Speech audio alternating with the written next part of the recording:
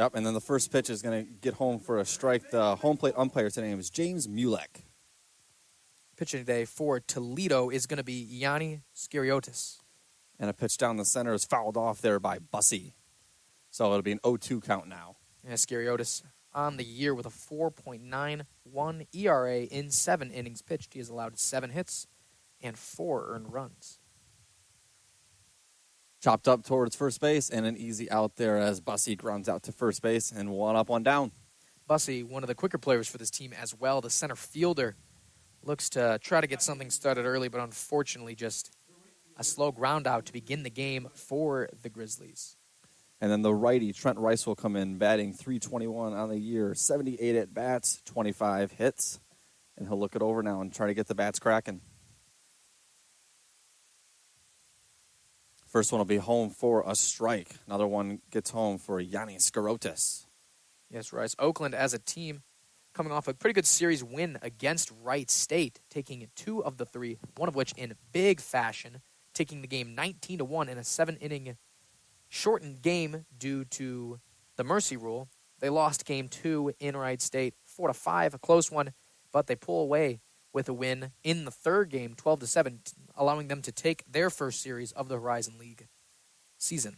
Trent Rice will watch a ball go by and then a strike, as it'll be a 1-2 count now for the Golden Grizzlies with 1 out. Rice up on the year, one of the newcomers to this team. Skiriotis will put one through the gap between first base and second base, and he'll get home for a single. Rice already opening up the hitting for the Grizzlies. Skiriotis letting up an early first hit. Beautiful opposite direction off the bat there for the Grizzlies. And Brendan Nye will be up now, the junior, batting .275 on the year with a solid slug percentage of .471. Nye been on this team for a long time as well, as you said, junior, and he had a big impact on the team last year. He was one of their best hitters. Been a little slower this year at .275, but he's still in that cleanup spot for a reason, as Skiriotis tries to get a pick off at first, but Trent Rice is able to get back there in time. Yeah, they're going to check the speedy right fielder, Trent Rice, at first base. Just let him know that he is, in fact, watching him. Rice will jump to a little bit of a lead off, keeping an eye for a steal. And a strike will be called as it goes by Brendan Nye. Another one for Skiriotis. And that one's right down the middle there. Nye, he's not a super high strikeout guy in the air, but he does have a total of 20 so far on the season. Yep. And then catcher will check that one over to first base. Think about it, but Trent Rice able to get back there in time. No throw is attempted, as it'll be a 1-2 count now. And Nye also 102 total at-bats. It's the second most so far on this Grizzlies team. And another strike will be called. Excuse me, it was a 1-1 count, not a 1-2. So now we're in a 1-2 count. Getting behind in the count early is Brendan Nye. Here comes the windup. Another ball, and Rice has to race to get back to first, but he's called safe as the catcher threw it over there. That is Braden White playing catcher today, chucking it down to first base to let Trent Rice know that he's being watched. And Jackson almost able to take the first baseman, almost able to take the ball from the opposite side of his body and make the tag on the right hand of Trent Rice, but he just gets back there. And another pickoff over towards first, letting Trent Rice know he is still being watched. They're not letting him get moving. Yes, Toledo paying very much attention to Trent Rice. And you just know, Rice, once he sees his opportunity, he is sending for it. And they'll wind up in the pitch, and he's going to go. Here he goes. And he's out at second base. Great throw there from the catcher, Braden White, all the way down to the second baseman, Scott Makowitz, the leadoff hitter. And they're able to tag Trent Rice out as he tried to get to second. It seems that White may have actually thought that was the end of the inning there. Jogged over to his dugout there, Drew. But returns with 2 down now. Bases empty for the Grizzlies. Skiriotis will look it over. And here comes the windup. And a called strike, and that's a strikeout. 3 outs. And that is the inning. Yes, caught looking there. And an easy strikeout there. Yep. For Toledo and Skiriotis as he goes 3 up, 3 down with only 1 hit. So we'll take a break here. We'll be back shortly with the second half of the first inning. Drew and Gavin will be back shortly.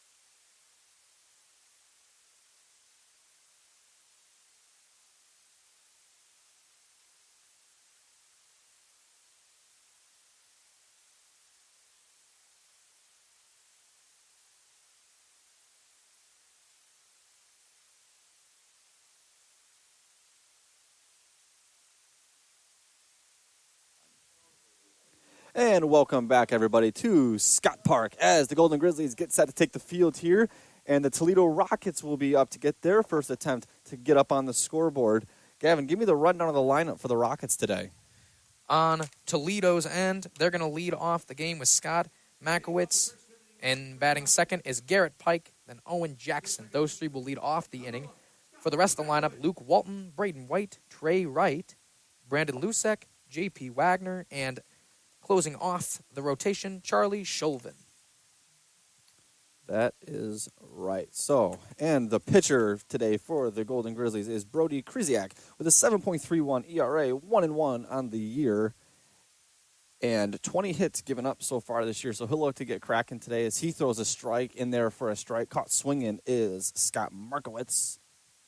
And for anyone who was not here in the top half of this inning, it was not really much for the Grizzlies. They were able to get one man on base, but despite that, a beautiful pickoff on the steal attempt keeps the inning as a 1-2-3 inning for starting pitcher Yanni Skiriotis. Krzyzak throws back-to-back balls now. Count is 2-1 as the Golden Grizzlies have a right field shift alignment here in order to try and eliminate Scott Makowitz from driving one through the gap. And another ball, so 3-1 count. Now Krzyzak got to be careful here because another ball, he's putting Scott Makowitz on base, batting .302 on the year. And Makowitz, the new leadoff hitter. For anyone who was listening last season for this for Oakland baseball, one of my first games I had was in Toledo. And Makowitz drives one out right into the center of that shift and an easy catch there for the second baseman, it looks to be, which is Carter Hain. Beautiful play there, keep it going. But hey, anyone who had listened last year, Oakland had a good game against Toledo. They were able to win 4-3 in Rochester Hills. And for anyone who may have heard of that game, I was broadcasting that one with my great friend and fellow broadcaster Harjun Buttar. And if any Jerome Williams, one of the guys for the last year's Toledo team, one of their powerful hitters, led off with a home run, and it kind of sent us into shock to begin the game, put Oakland in the hole, but they were able to scrape back and barely squeeze by with a 4-3 victory.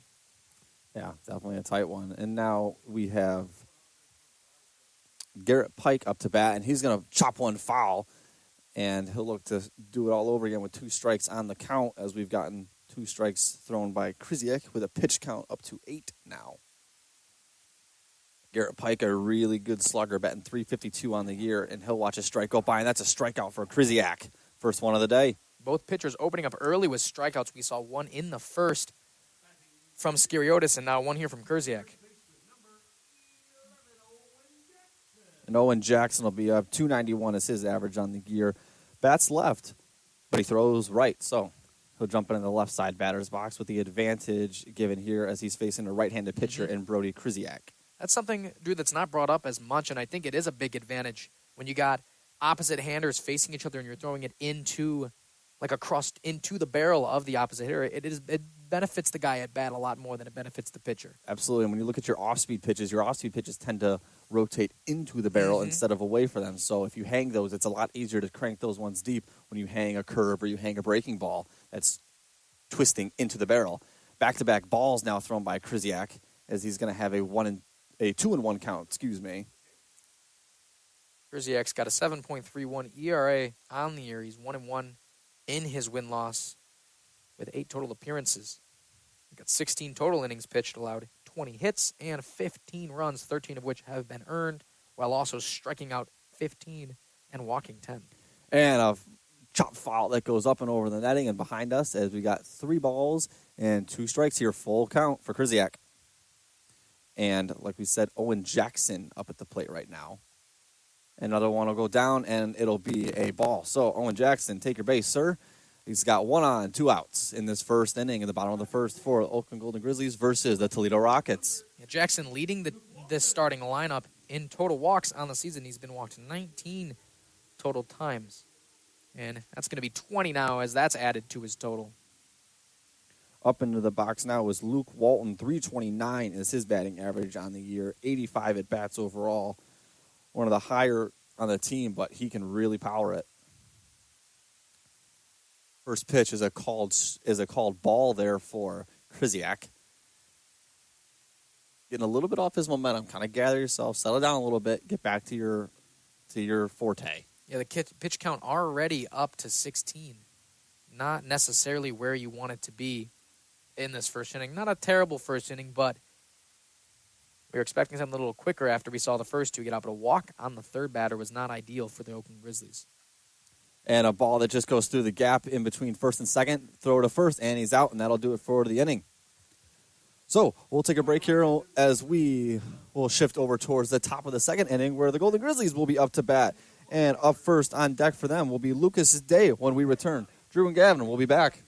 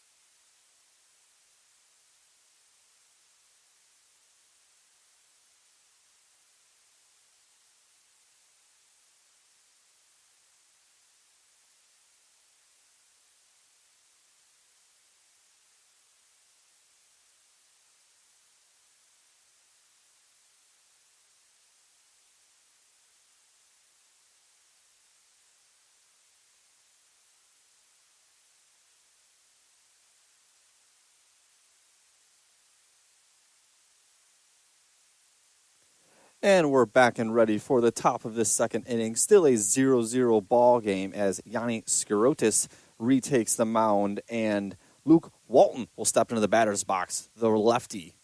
Oh, Walton actually was Walton just got out. Excuse me. Yeah, Lucas Day stepping up, the slugger, batting .398 on the year for the Grizzlies. He has been one of the real hitters of this team. He's got 7 home runs total on the season. He's been a fantastic addition to this team, the freshman. And he's going to sky one up to the mountain as he fouls one back out of play. So it'll be a 1-1 count now for Lucas Day, the freshman slugger. Skirotis will wind up. Here's the pitch. And it'll be a ball outside. So 2-1 is the count now for Day. Skirotis once again. Regather his feet. Look over. Here's the pitch. And a swing and a miss there by Day. So 2-2 is now the count for Day. Skirotis just going to go deep in his bag, look for something to get the left-handed slugger out of this one. Yeah, Day, a higher strikeout guy. He's got 20 total Ks on the season, but he tends to get on base with the balls as well. 18 total walks. Well, look at where he stands. He's very high up in front of the batter's box, wants to get that power in. And he's going to watch a ball go by as it'll be a 3-2 count now. Good eye there by Day. But, I mean, look at his feet, Gavin. He's the very front of that batter's box. Oh, yeah, he's absolutely crowding the plate, and that can make things very difficult for pitchers. Obviously not there, unfortunately, for Skirotis as he tosses one right down the middle and takes down Lucas Day. Yep, Day is retired as you watch that one go by. But when he stands so far in front of the plate, he wants to drive that bat down and through the ball. He wants to dig it out and send it deep, and that's part of the reason why he is leading the team in home runs this year and has been such a good part of their team at 398. Yeah, it's kind of like the high strikeout but big time hitter kind of guy, you know. To relate, you know, Prince Fielder was kind of like that back in the day for the Tigers.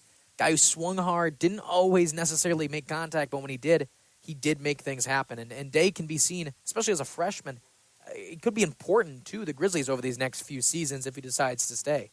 Yep, Carter Hayne up now. He'll take 2 strikes right off the bat. So an 0-2 count early here for Carter Hayne as the ball goes outside, hits the dirt, and pops up in the air. So umpire James Mulek will give the catcher another ball, and we'll get reset here. Yeah, Hayne batting .419 on this season. He's one of the better hitters on this team. Tends to get on base very often. Another ball will just scoop off the dirt. A good catch there by Braden White. And Hayne, something to notice, though, is that at-bats are fairly low on the year, only 43 at-bats. So a guy who doesn't have a whole lot of experience, but he's been quality when he's been in. Yes, he's the junior for this team. Didn't get a ton of playing time last year, but he's stepping up now. After he's batting fifth. After an 0-2 count, 3 straight balls. So we're up to a full count now with 1 out in this top of the second inning. Skiriotis will look it over and try and dial up his bag of tricks. And a nice chop there by Hain as it'll go right up to the second baseman. He'll come over to field it, and he's out at first. 2 up and 2 down for the Toledo Rockets. Yeah, beautiful play there for the shortstop, Chauvin, as he comes across, fields that one easily and throws out Hain at first base. Hain a little earlier on that, early than he would have liked on that swing. Got too much of the end of the barrel and just sent it straight up to the second baseman for an easy out there. You want to see him hold off on that swing a little bit and drive it through the gap. And a swing and a miss there for Jack Lux, the sophomore designated hitter today, batting .400 on the year. Yeah, Lux, one of the guys, if, again, listen to Oakland baseball last year, Gabe Lux was one of the leaders of this Grizzlies team. He was a senior, fantastic player. One of the main reasons that the Grizzlies went to the finals of the Horizon League against Wright State. They unfortunately fell in that series, but Lux was one of the big reasons. And this year, Jack Lux is the brother of Gabe Lux, as he is now here as a sophomore, Jack Lux, stepping in the footsteps of his brother Gabe. After the first couple pitches, it'll be a 1-2 count now for Jack Lux as he'll look to get himself on base and get the bats rolling for the Golden Grizzlies with 2 outs here in the top of the second. He'll watch the pitch go by for another ball. It'll be a 2-2 count now here for the Golden Grizzlies. The Grizzlies trying to get something started. Slow offense today. It's been 5 up and 5 down despite a hit, but then a pickoff. So far, fantastic pitching from Skiriotis. And a swing and a miss there for Jack Lux as his feet come out from underneath him. He falls down, and that'll be the end of the inning, and the Toledo Rockets are fired up after that one. Jack Lux swinging out of his shoes, looking for the bomb on that one. But we'll take a break here. We'll be back shortly with the bottom of the second inning.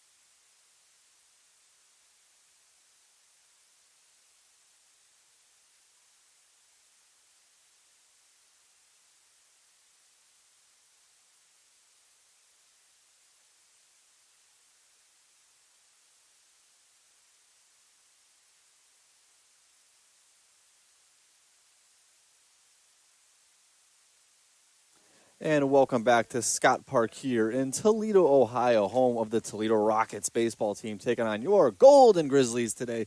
Drew Allison, Gavin Smilowski.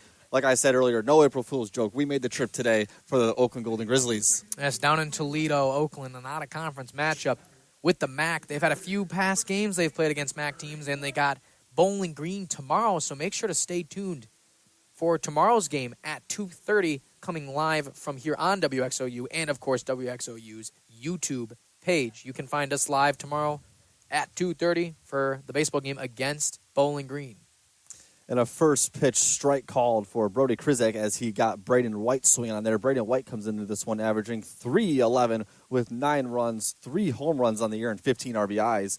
And he'll send one deep, just goes over the head of the left fielder. He'll throw it down towards center and able to get it there in time so that Braden White cannot advance to to second, but it's a leadoff single for Braden White. A good play there for Gavin Arsenault, the junior left fielder for the Grizzlies, as despite the fact that he wasn't able to make the catch, it was a tough catch. He had to jump for it. He was able to get the ball back to second quick enough so Toledo could not advance 2 bases.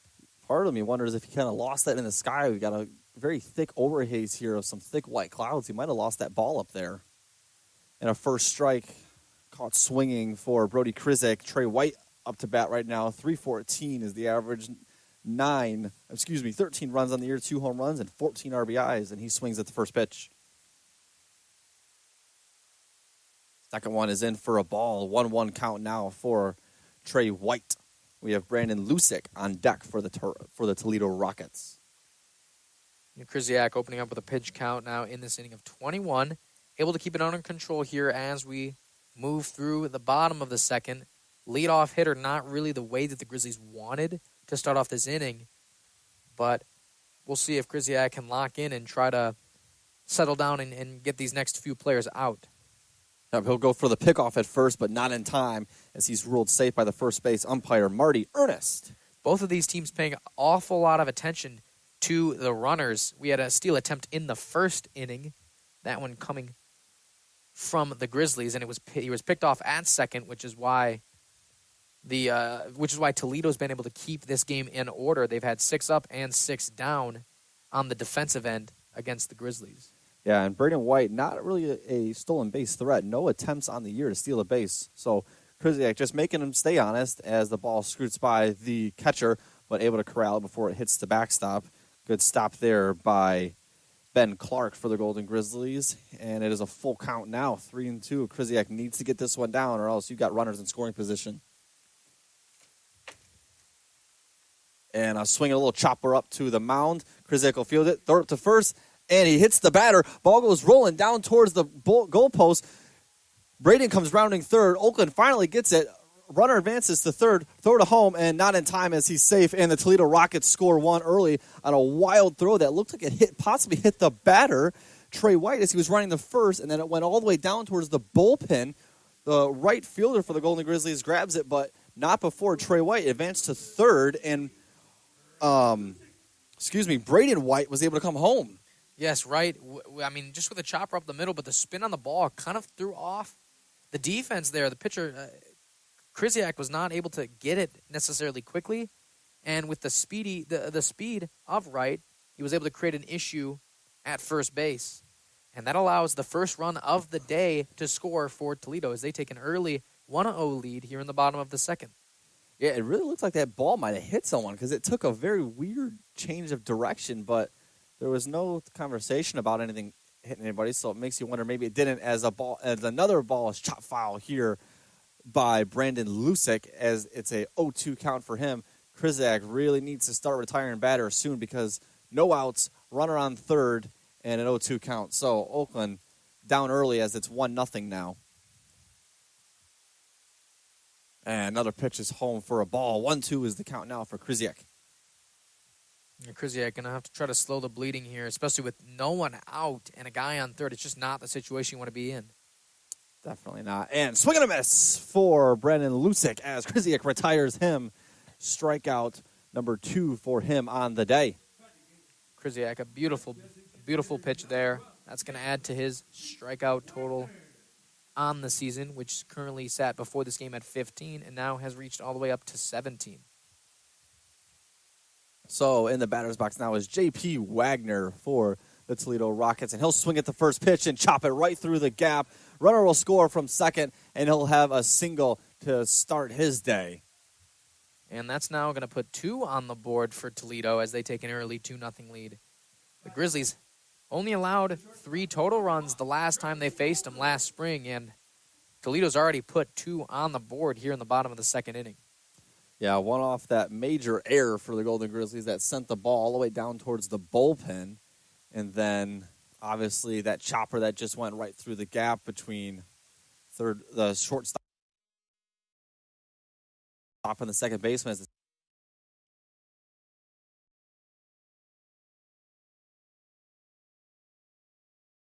Kriziak just letting him know he's there. And here's a rocket right out in center field, and the Golden Grizzlies are underneath it. And that is going to be Reggie Bussey with the easy out there as J.P. Wagner will remain at first. So 2 outs now here in the bottom of this second inning. 2 on the board for the Toledo Rockets where it counts. In the batter's box now, back to the leadoff man, Scott Markowitz. Nothing on that first attempt for him, I believe. Yeah, he had a line out at first. That was that beautiful catch to open the game from Oakland's second baseman, Carter Hayne. And Oakland will go back to their shift as they'll do a right field shift as the second baseman and shortstop will all go towards the right field, trying to bait Scott Markowitz and force him to go opposite direction as we have a ball and a strike thrown here. 1-1 is the count. 2 outs here in the bottom of the second inning where it counts Toledo by 2 on the scoreboard. Oakland able to finally slow down this Toledo offense. They've got 3 hits on the game now. And a runner goes to second, and just a high throw, and not able to get the tag down as the ball popped out of the mitt. Ben Clark just off target with that throw for the Grizzlies, allows the easy steal for Wagner. Sorry, that's Shulvin at first. Or sorry, that was Wagner. Yes, Wagner with easy steal. Yeah, Wagner, that'll be his second stolen base of the year. 2 for 2 on the year is he. As we have a 1-2 count now with 2 outs. Pitch and just goes by the knees of Makowitz, excuse me. Little inside, pushing it back. Count now at 2-2. Makowitz takes a more neutral stance in the batter's box. Front foot a little high up, but back foot down towards the center. A lot different than what we see like Lucas Day run.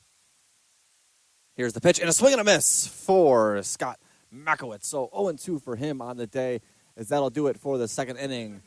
We'll be back shortly for the third inning, see if the Oakland Grizzlies can get it going in the batter's box. 2-0 in favor of the Rockets. We'll be back shortly.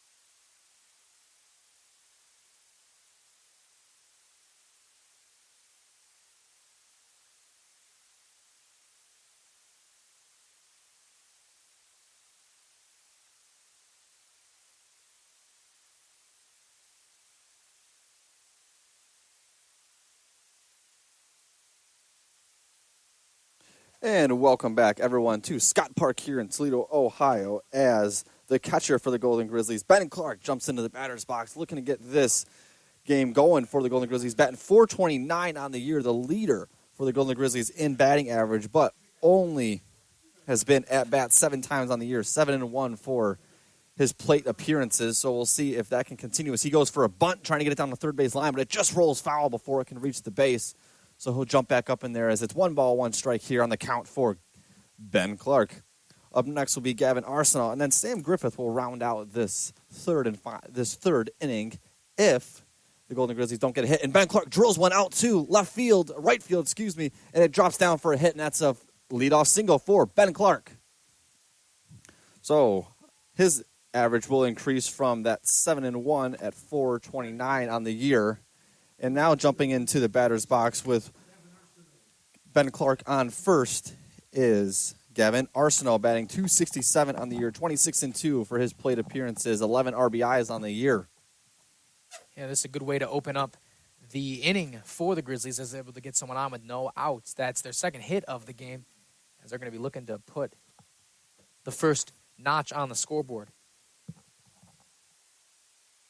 Yep, Gavin Arsenal going to look to try and advance Ben Clark. You wonder if maybe he'll go with a bunt here just to advance the runner, but guess we'll have to wait and see. Here's the pitch, and a ball lifted high out into left field. Can it get down in time? And it cannot, as the left fielder for the Toledo Rockets make that Luke Walton able to come underneath that to retire Gavin Arsenal. Sam Griffith will step into the batter's box now, .222 on the year with 2 home runs and 21 RBIs.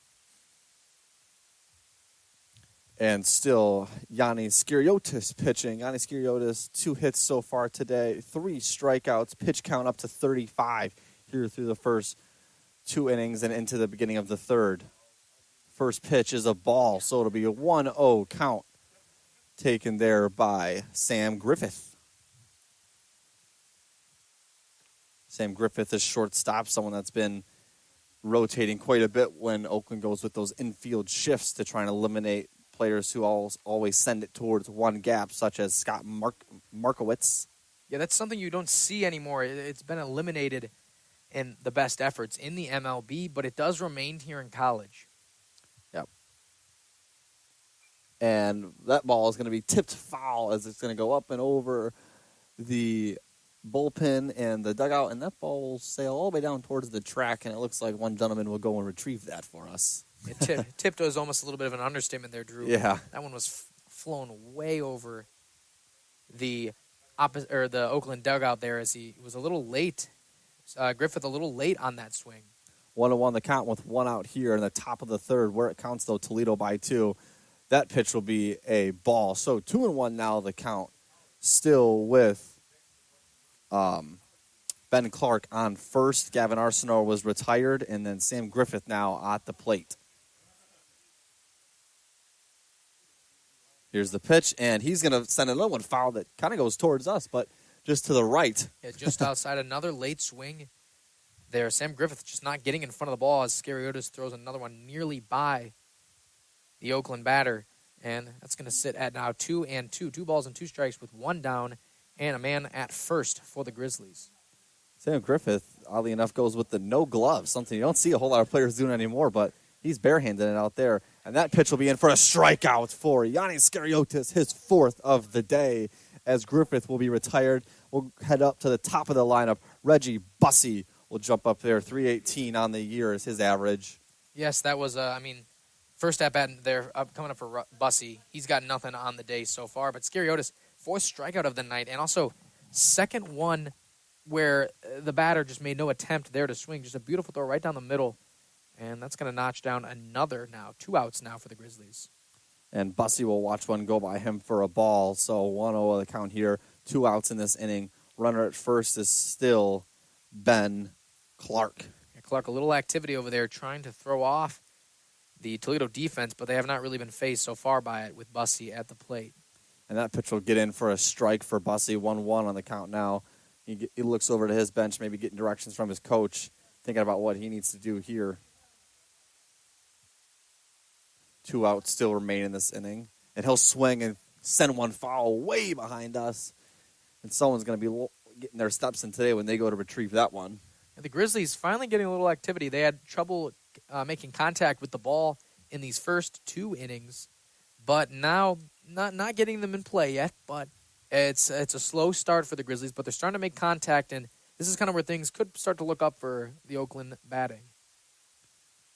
Contact for a foul is a lot better than no contact at all. Exactly. At least you're hitting something. It's kind of like hitting a free throw. People like to say in basketball is, if you're not shooting well, get to the line, at least see something go in. It's the same idea. Go. Try to just make contact and get a feel for the pitcher, and then go on from there. And then Bussey will send one up to the second baseman. He'll fling it over to first, and Bussey will be retired. As we'll hit the middle of the third and transition to the bottom of the third here shortly. We'll take a break, but we'll be back for the bottom of the third inning. Still 2-0 in favor of the Toledo Rockets.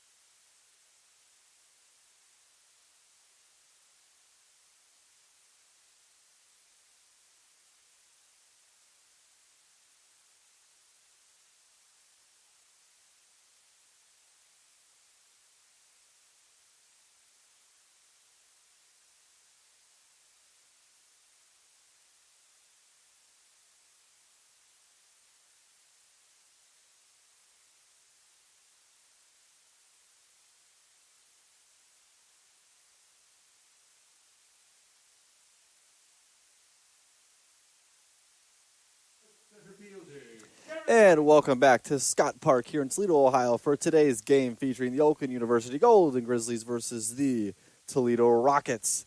Now, in the batter's box is Garrett Pike. 0 for 1 is he on the day with a strikeout retired by Brody Krzyzak. Brody Krzyzak still at the mound. 38 is his pitch count. 3 strikeouts, 2 hits, 2 runs, and 1 earned run.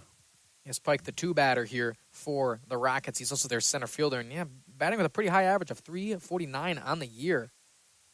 This will send one foul towards the left field line. Krzyzak returns to the mound for the Grizzlies. He's got 38 total pitches already tonight with 3 hits and 2 earned runs, both of which coming in this past bottom of the second. Yes, that brings Krzyzak's ERA to 7 as he's got 18 innings pitched on the year, 23 hits, and 18 strikeouts overall. Krzyzak will wheel and deal here for another ball. 3-1 is the count now for Krzyzak. Behind the count early are the Golden Grizzlies, but ahead of the count are the Toledo Rockets.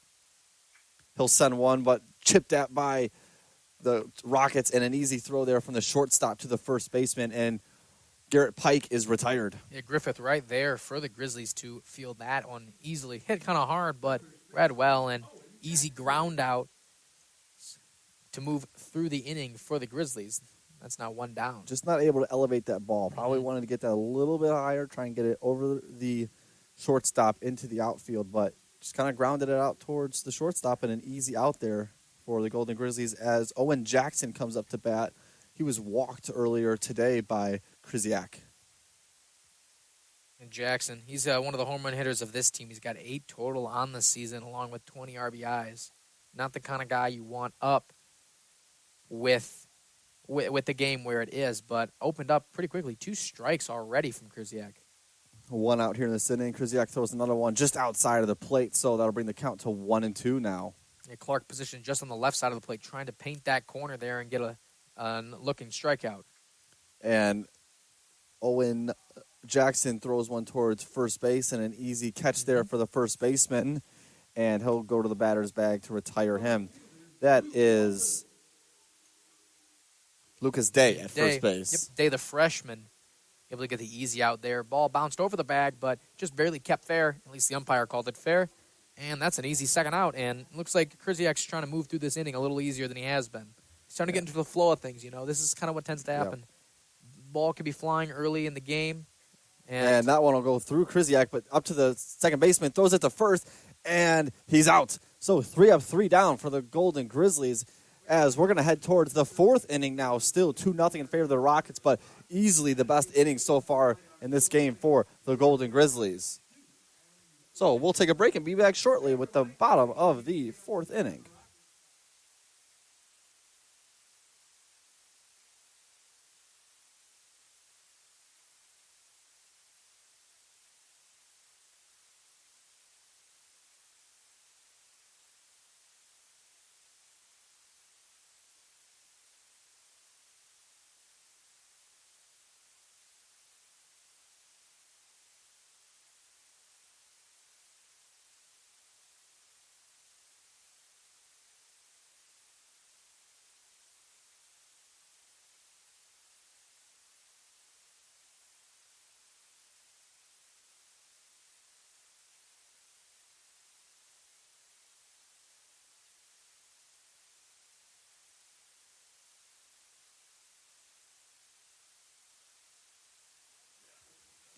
And welcome back to Scott Park here for today's matchup of the Toledo Rockets versus the Oakland University Golden Grizzlies.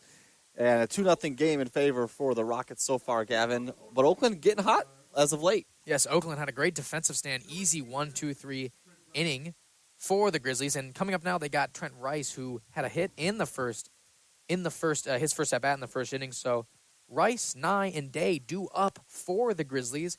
Kind of the power part of the Grizzlies' order. Could maybe get something on the board here. Yeah, Rice in the batter's box now, swinging a miss on the first pitch. So make that a strike for Yanni Skiriotis. Yeah, Skiriotis just dealing today. He's got 45 pitches in total. He's already got 4 strikeouts and only allowed 2 hits. And those 2 hits, nothing came of them, obviously, as the Golden Grizzlies still have an Easter egg on the scoreboard. But someone needs to let them know the Easter was yesterday, and we can turn that into a 1 now. Rice already behind 0-2 in the count. And just I'm going to be honest, Drew, I thought he was going down looking there, but ball just called outside by the home plate umpire, puts it at 1-2. Scariotis will deal here and just outside the plate. So make that a 2-2 count now for Trent Rice. Rice trying to get back into this at-bat as he went down in the count early, but he's returning now. And pitch by Scariotis, and a swing and a miss for Trent Rice. Scariotis retires another one. Make that 5 strikeouts now for him on the day. Yes, 5 Ks. Scariotis absolutely dealing today, and it's been a serious issue for the Grizzlies trying to break the Toledo pitching. Yeah, they just have not had any success at doing that one. But they'll look to get it going at some point. Yeah, Nye returning to the plate. He's batting .272 on the year, the third baseman for the Grizzlies. One of the better hitters of this team. He's been in this club for, a long time. It's his third season here with the Grizzlies, and he's had a very big impact. He's played in all 27 games recently. The 1-1 count now, though, for now. But, I mean, if you really think about it, it could be a 0-0 ball game because that error is what allowed the run to come home and then for the one batter to advance all the way to third and then allowed him eventually to get home. So it easily could be a 0-0 ball game as Nye's going to swing and a miss and take a little lap around the batter's box here. It's a big wave there. It looked like he wasn't totally watching the ball, swinging for the fences, and not even close. But, yes, that error just really set up the Grizzlies in a tough situation now. And Nye will chop one up to the shortstop, and he'll flick it over to first base. An easy out there for the Rockets. Chauvin having a great day over there at short for Toledo. He's had a few good plays. He's fielded every ground ball, and he's able to keep the defense going for the Rockets. Yep, and now at the plate is going to be Lucas Day, one of the power hitters for the Golden Grizzlies. Yeah, Day, we've been talking about him a lot so far in this broadcast, and if you tune into more Grizzlies games, it's a name you're probably going to hear quite a bit. He's batting .398 on the season as a freshman. He's playing fantastic, and he's the home run leader with 7 so far in this game in this season. He's played fantastic. Gets behind, not behind, but 1-1 to start out this at bat with Scariotis dealing. 2 outs remain in the top of this inning, top of the 4th here, as the Golden Grizzlies are really looking to get on track here and start chalking up runs on that scoreboard, Gavin. As Day sets his feet now, and Scariotis will look it over. Here's the windup. And Day will send one down the line towards right field. It's high, it's gone, and see you later. Lucas Day sends one the distance and gets the Golden Grizzlies on the scoreboard. And here we go. Yeah, Day racking down number 8. That one's in the pines in deep right field. Right off the bat, I think we both knew that one was gone. The freshman once again adding to his home run total and tacking one on the board for the Grizzlies. Now down 1-2 here in the top of the 4th. Yeah, Brandon Lusick didn't even bother going to the wall for that one. That one between the 370 and the 330 mark, Brandon Lusick knew that one was gone basically the second it came off the bat. Hain now up to bat for the Grizzlies, batting .409 on the year. He was 0 for 1 in his first attempt. Yeah, Carter Hain, like you said, .409, second baseman for this team. He's going to look to build off some of that momentum that Day just popped into this game. Popped is a perfect word for that, Drew. That ball went flying, absolutely raked there by Day. And now 8th home run on the season. He's playing fantastic for these Grizzlies. Absolutely, as Carter Hain will watch another ball go by. 2-1 the count with 2 outs here in the top of the 4th as the Golden Grizzlies have got on the scoreboard now. Cut the lead in half of the Rockets. And so we have Carter Hain now, and he'll watch a ball go by. 3-1 is the count now in the second. Brandon Lusick, pitch count up to 58 here. Still 5 strikeouts. His first run given up today.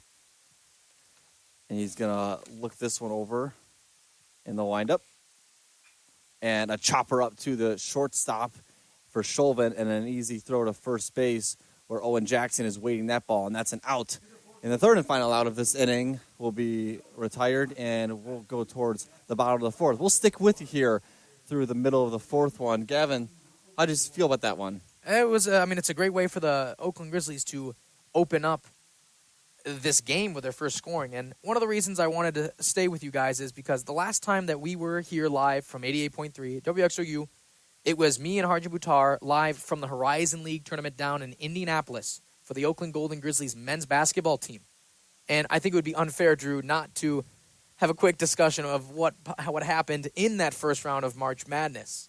Yeah, I was there. Me and my brother drove out to Pittsburgh for the day, so we were there up in the upper deck, and it was sweet, man. It was an awesome feeling. There was no Oakland fans anywhere near us, but we just kept going, cheering, and there was times where I was like, oh boy, this might be when Kentucky and the Wildcats start to get running, but they never did. Oakland, every single time Kentucky went on a 4-point, a 5-point run, Oakland had an answer. Kentucky never had a lead more than 1 in that game. The biggest lead by Oakland was 4. Constant back and forth, ties, lead changes. Great game, but heck of a game by Jack Golke, who is still, in my opinion, the face of March Madness with the way that he played in that game. You cannot go on social media still and not see something about him. He's gotten deals with a shoe company. He's gotten a Buffalo Wild Wings endorsement. He's been at Barstool office in Chicago, took on the Yak Gauntlet. I mean, he has been everywhere. I mean, it's awesome for the Grizzlies, and it's awesome for, both the men's basketball team and Oakland University as a whole. I've never seen so much attention brought to Oakland. I had friends from high school, relatives who had never even said anything about Oakland, friends from high school who don't go to Oakland, who were texting me and saying, hey, we saw what Jack Golke and Trey Townsend did to Kentucky, and it put a mark on the map for us. It gave some serious attention to Oakland University and the Oakland men's basketball team. Yep. And Braden White swings at the first pitch, and he'll send that one foul. And it was funny because I have friends that go to bigger schools, and they were texting me, and they're like, I have never been rooting so hard for my bracket to be busted. Let's go Oakland. It was awesome. It was a great experience taking down Kentucky. A great game in the second round, too. Unfortunate loss for the Grizzlies, but I mean that means things are up for Oakland men's basketball. I mean they played fantastic last season, winning the Horizon League, winning the tournament, and then going to March Madness and taking down one of the blue bloods of college basketball, the Kentucky Wildcats. Fantastic game. And I think it's exciting to be an Oakland Grizzlies sports fan to see what both baseball is capable of this season and for what the men's have up next season. Yeah, as Braden White will just chopped one up to the shortstop right there. Sam Griffith able to throw him out to first base where Lucas Day was waiting for that one. And speaking of the game, obviously the second game didn't go as we planned, but just worth noting, I will be on the JOMO show at some point with Giovanni Malcheri, and he'll post a little bit like a video recap of our talk on YouTube probably sometime later this week or maybe early next week. So you guys can go and check that one out and listen to me and Giovanni's analysis of that second game. But, there were some mistakes made in that second game. I think looking back, Coach Camp even said it in that press game conference that there's things that he has to live with now that he's not happy, the calls that he made. Yes, and Giovanni, and yes, you as well, Drew, we'll break all of that down on the JOMO show, a fantastic sports show here on 88.3 and on WXOU's YouTube. So always feel free to tune into the shows that WXOU has to offer. Yep, and then a ball chop foul here by Trey Wright. And we'll reset now with a 2-1 count, 1 out here in the bottom of the fourth inning. Oakland was able to cut that lead in half last at the top of the fourth for the Rockets, as it is a 2-1 lead now for the Rockets. They got the memo. It was no longer Easter, and they took that Easter egg off the board. Thank God, because Oakland needed something to get their game kick-started. Wright had a good first plate appearance, had a single, which actually ended up turning into him getting home on the next at-bat. I'm sorry, he was the one who had the single, which then caused the error, which allowed the run to be scored. So he had a run totaled or tacked on to his total for the year, and the run tacked on for Toledo baseball. Yeah, but then Trey Wright sent one over towards Brendan Nye at third base. Brendan Nye was able to throw him out at first base, where Lucas Day was once again waiting for that one. So 2 outs now here in the bottom of the fourth as the Golden Grizzlies get set to try and retire the third and final batter and get the bats up and cracking once again. As we still have Brody Krizik dealing at the mound. 57 is his pitch count on the day. 1 ball, no strikes. And then a driller right now by Brennan Lusick out towards left field. It'll stay fair as it's about 5 feet from the line. A throw in towards third by the left fielder. Gavin Arsenault will make it, and Lusick will stop at second. And keeping this at-bat or this inning alive for the Grizzlies, for Toledo, refusing to give up early in this game. Bottom of the fourth right now. Score is still 2-1 Toledo lead. 4 hits now on the game for the Rockets. Yep, and J.P. Wagner will come back up to bat. 1 for 1 the day he is. And he's actually the one that proceeded to steal a base. As that ball will be a little bit of a wild pitch, but a good stop there by the catcher, Ben Clark, to make sure that one doesn't hit the backstop and no runner advances. So runner in scoring position now for the Rockets. You got to think that they're going to want to try and take advantage of this one and bring him home with 2 outs in this inning. Ball goes in for a strike. 2-1 now is the count for Brody Krizik dealing at the mound. 3 strikeouts on the day. You know he wants to chalk one more up in that column. He'll look towards second to see if it's worthy of pickoff. He decides it isn't. And a tip foul there for J.P. Wagner as that ball hits the backstop. And it'll remain a 2. It'll turn to a 2-2 count. 2 outs here. While we're on the topic of shows, tune in Thursdays noon to 1 p.m.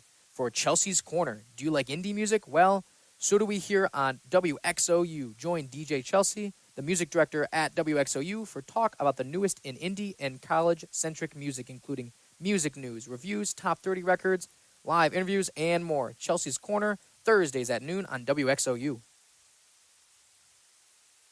Now Krizik up at the mound. 2-2 is the count. Looking it over. Here's the pitch, and just low and out of the zone. So we'll get reset now. Full count for Krizik. 2 out in this inning. Runner on second. 2-1. Where it counts Toledo as J.P. Wagner gets set and trying to bring home the runner on second. And Wagner will swing at that one by Krizik, and he'll foul it off and over the bleachers. Heads up if anybody's over there. A lot of contact recently from both these teams, but not a ton being put into play. And we're going to have a quick stoppage as everyone meets together at the mound. And be sure to stay tuned in all season long for extended coverage of Golden Grizzlies athletics. WXOU is proud to be working with some of the finest managers, coaches, technical staff, and players that the NCAA has to offer. Continued support by you, the fans, helps us become better media and more refined representation of young athletes living their dreams. From where we restarted this past October to where we are now, 88.3 FM continues to grow in its outreach. Absolutely, and it's been a fun time to be a part of that outreach. Yes, the team coming back to WXOU Sports coming back alive last October. And Oakland, we cover men's basketball, we cover women's basketball, softball, and baseball. So we're in more of the spring sports season section of the season for WXOU Sports. And I was happy to be part of the group that got together, the hockey broadcast this year. We began broadcasting our hockey team as they made it to their conference finals this year, but ultimately fell short as J.P. Wagner has walked now. And 2 runners on, 2 outs here in the bottom of the 4th inning. Krizik, right after that mound visit, I don't think that's what Coach was looking for, was a walk. No, Toledo starting to get something going here despite 2 outs here in the bottom of the 4th. I mean, runners at first and second. And up to bat is Charlie Chauvin. He's only batting 167 on the year. He's the shortstop. 0 for 1 today on the day. So we'll see what he can do in this at-bat. Yep, and he'll send one foul right off the bat. So 0-1 is the early count in this one. Krizik pitch count up to 65 now. Still 3 strikeouts, 2 walks, 1 earned run, 2 runs overall with 2 hits. One of those runs coming on an error. And Chauvin will send one deep, but it'll just float foul.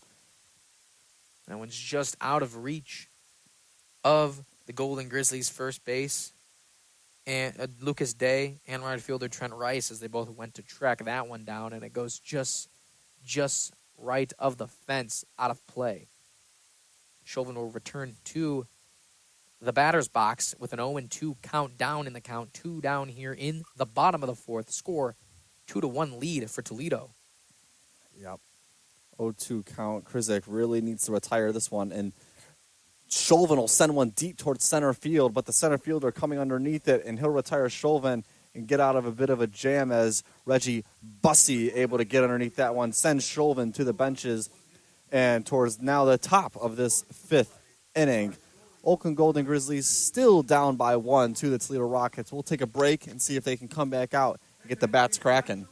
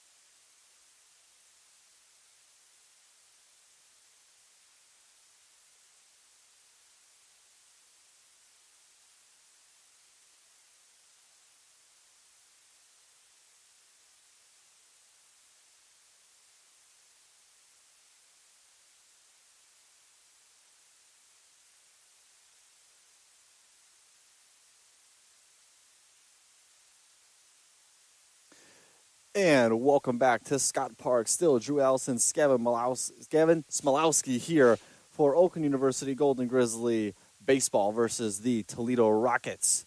We have John Longer in at bat now for the Golden Grizzlies, taking on Yanni Skariotis. Still pitching. Pitch count up to 63 with 5 strikeouts today. He's been sharp other than that one home run by Day.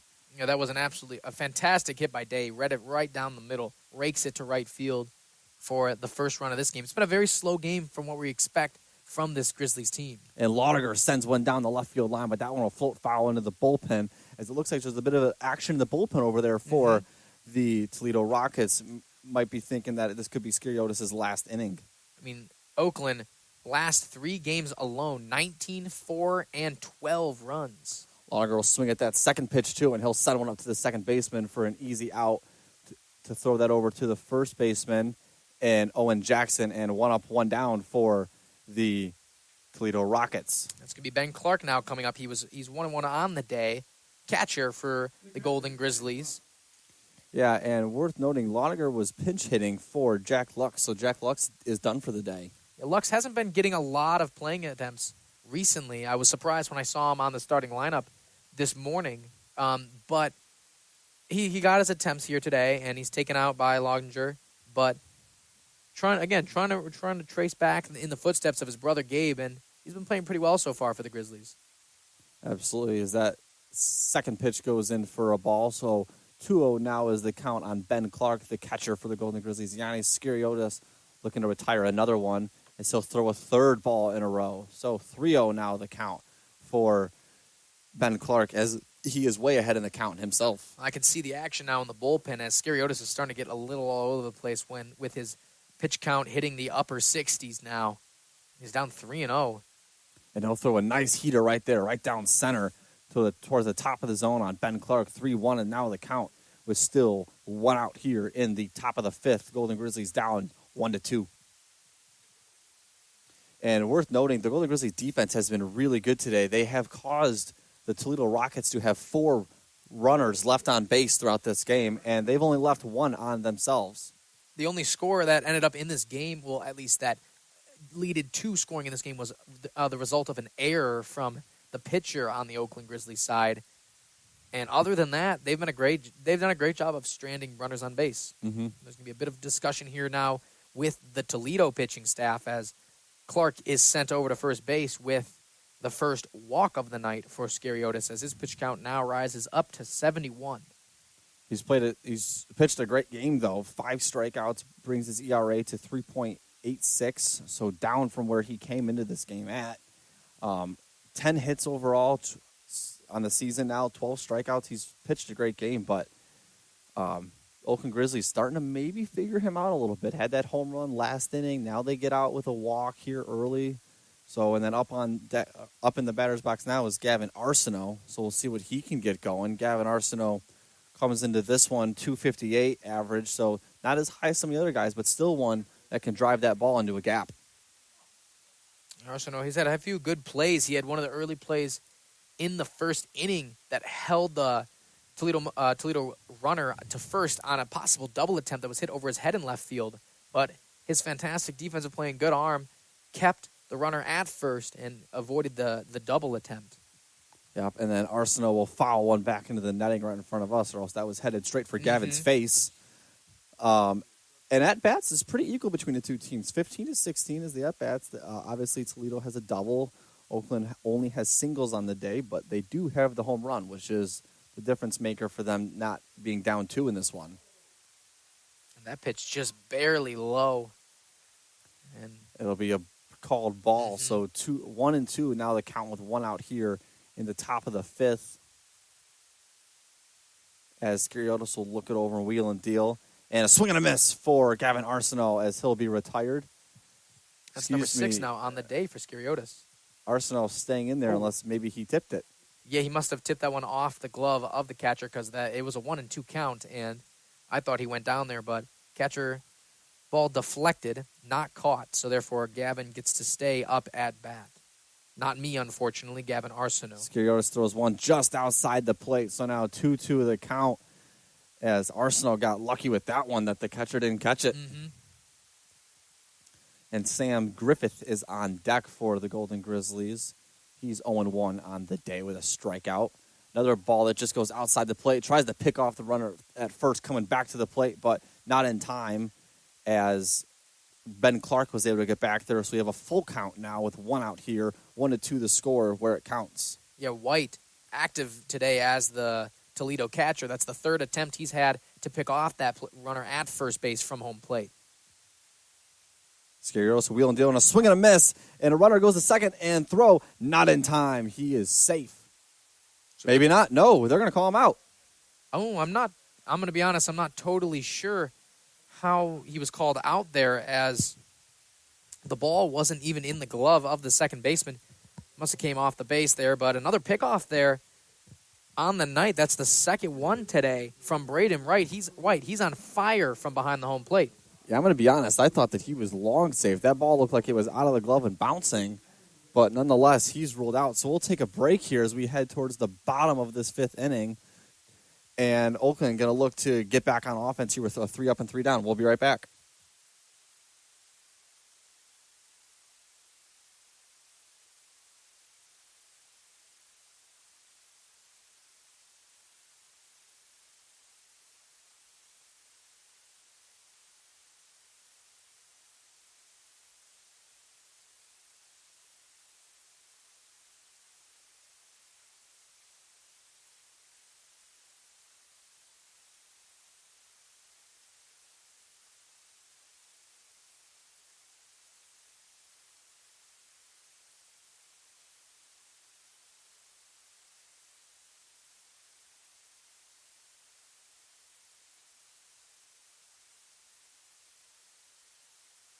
Hello, everyone, and welcome back to WXOU.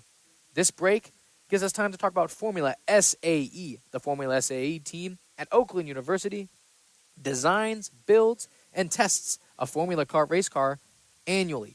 SAE is an international recognized organization, and SAE at OU competes locally and also with other universities across the globe. Gain engineering experience outside the classroom by joining Formula SAE. All majors are welcome to join, and no experience is required. Meetings are at Saturdays at 1 o'clock.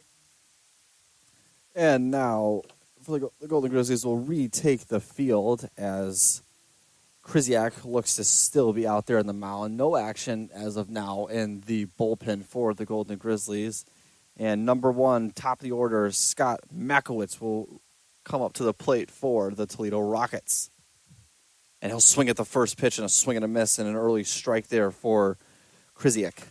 Very heavy shift right now set on by the Grizzlies defense, as they got 3 players on the right side of second base, all pretty much expecting the ball to be hit on the right side.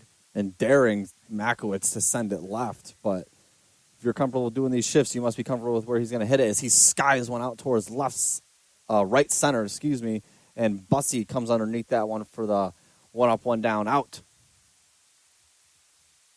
So a good retire there by Brody Krzyzak. And Garrett Pike will now come in, the center fielder, batting .352 here on the year. So a good slugger for the Toledo Rockets. Krzyzak will ready for the pitch. Sling it. And an attempted bunt that will just roll down the third base line, but just roll foul before it got to the bag. A really well-placed bunt there by Garrett Pike, just not able to keep it fair as Oakland was in a major shift once again towards the right field. And if that ball stayed fair, he was going to reach on first. And with 1 down, Oakland playing very well since that 2-run second inning they allowed in the bottom of the second. That's been the only runs of the game so far from Toledo, as they do lead 2-1 here all the way in the bottom of the 5th now. And that ball be outside, so 1-1 now is the count with 1 out here in the bottom of the 5th inning. Still 2-1 in favor of the Rockets. Krzyzak sends another one, but that ball is skied foul as it'll go to the building next door. Still some action taking place in the Toledo bullpen. It looks like a pitcher for the Golden Grizzlies is out there stretching, getting ready. So maybe we see the end of Krzyzak here in this inning, but I guess we'll find out when we get to the next one. Yeah, Scarios having some trouble last inning. Doesn't let any runs in, but just unfortunately he he had a tough top of the half inning there for Toledo as down goes the Toledo batter, Pike. Yep, and that'll be Krzyzak's 4th strikeout on the day as he strikes out another. That's going to bring up Owen Jackson now. He's batting .287 on the year. He's 0 for 1 so far on the day. So far, Krzyzak just having no issue with the top of the order for the Toledo Rockets. Makowitz 0 for 3 on the night. Garrett Pike 0 for 3 on the night. And Owen Jackson 0 for 1 with 1 walk. Yeah, he's been mowing them down out there pretty easily. But as you said, we've got Owen Jackson now in the batter's box, 0 for 1, but he has been walked one time. As he'll swing at the second pitch, chop one over towards the second baseman, and an easy out there for the Golden Grizzlies as they'll get out of this inning and move to the 6th inning now as Carter Hain threw that one to a waiting Lucas Day. So we'll take a break. We'll be back shortly with the top of the 6th inning as the Golden Grizzlies will get back up into the batter's box and try and tie this one up.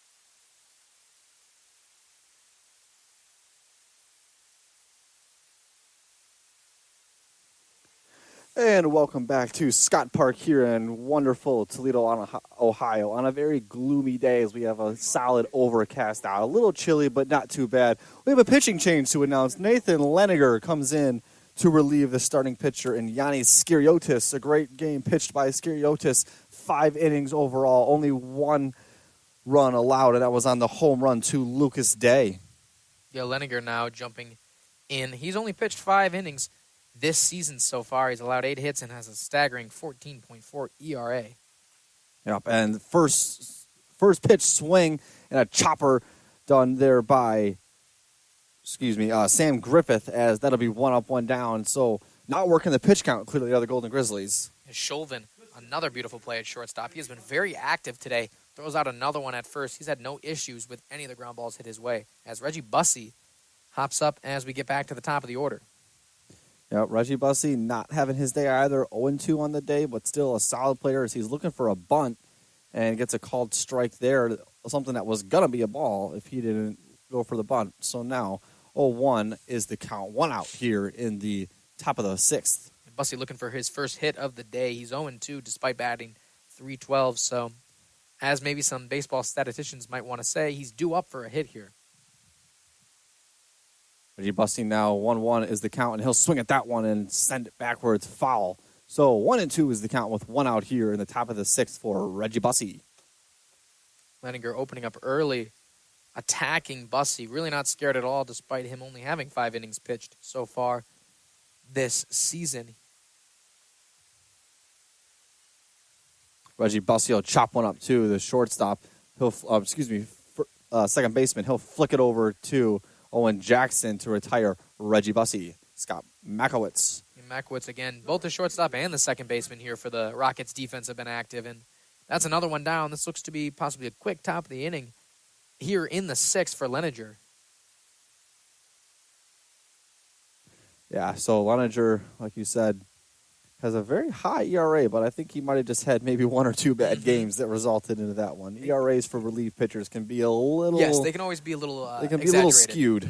And with only 5 innings pitched, even if he lets up a couple bad ones here and there, it's going to result in a much higher ERA, and he really isn't struggling right now. Trent Rice now up to bat. He's 1 for 2 on the day with a hit and a strikeout tonight. He's batting .325, the right fielder for the Oakland Golden Grizzlies. Yeah, you said not struggling. He ran through Sam Griffith, ran through Reggie Bussey, and now he's moving through Trent Rice as the count is 1-2 so far with 2 outs here in the top of the 6th. And this would be the lowest, if the score stays this way, it'll be the lowest scoring game for the Golden Grizzlies this year so far. And that one rolls foul. A good chop there by Trent Rice. Almost stayed fair, but nonetheless, Owen Jackson was going to be there to field that one and tag him out at first, even if it did stay fair. Yeah, Rice returning to the plate. And Leninger going to want to get out of this inning soon. He's got Brandon Nye, one of the better hitters, and, of course, Lucas Day, who already had a home run tonight, waiting in the hole. And Trent Rice will watch a ball go by there. A good eye by him. Looks like a strike from up here, but I think it might have just been a little low for his liking. So Nathan Leninger, pitch count up to 5 now. Really motoring through him. 2-2 is the count. And Rice will swing at that one. Sky one foul. That one will go sailing behind us, and look out, cars. Leninger trying to get going. He had a very quick first 2 outs in this inning, and right now just looking to try to get through this one. Leninger deals, and that one will be a called out, as that'll end us for the top of the 6th inning. Trent Rice retired on the strikeout by Leninger. That'll help his ERA.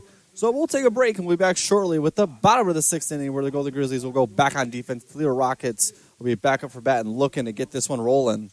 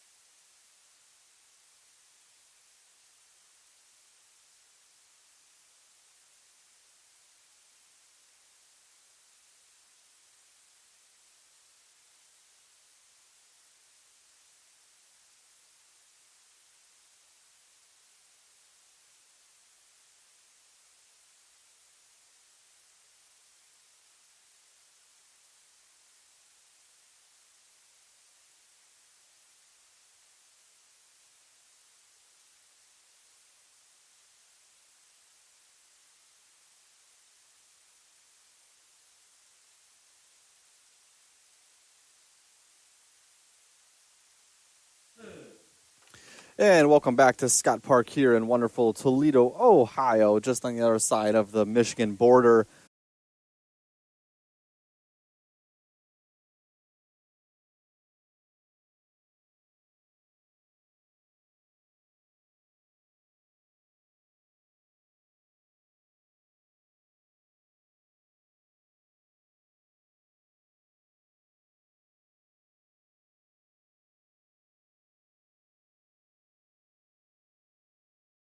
Walks the opening runner here in Luke Walton. So Luke Walton, take your base, sir.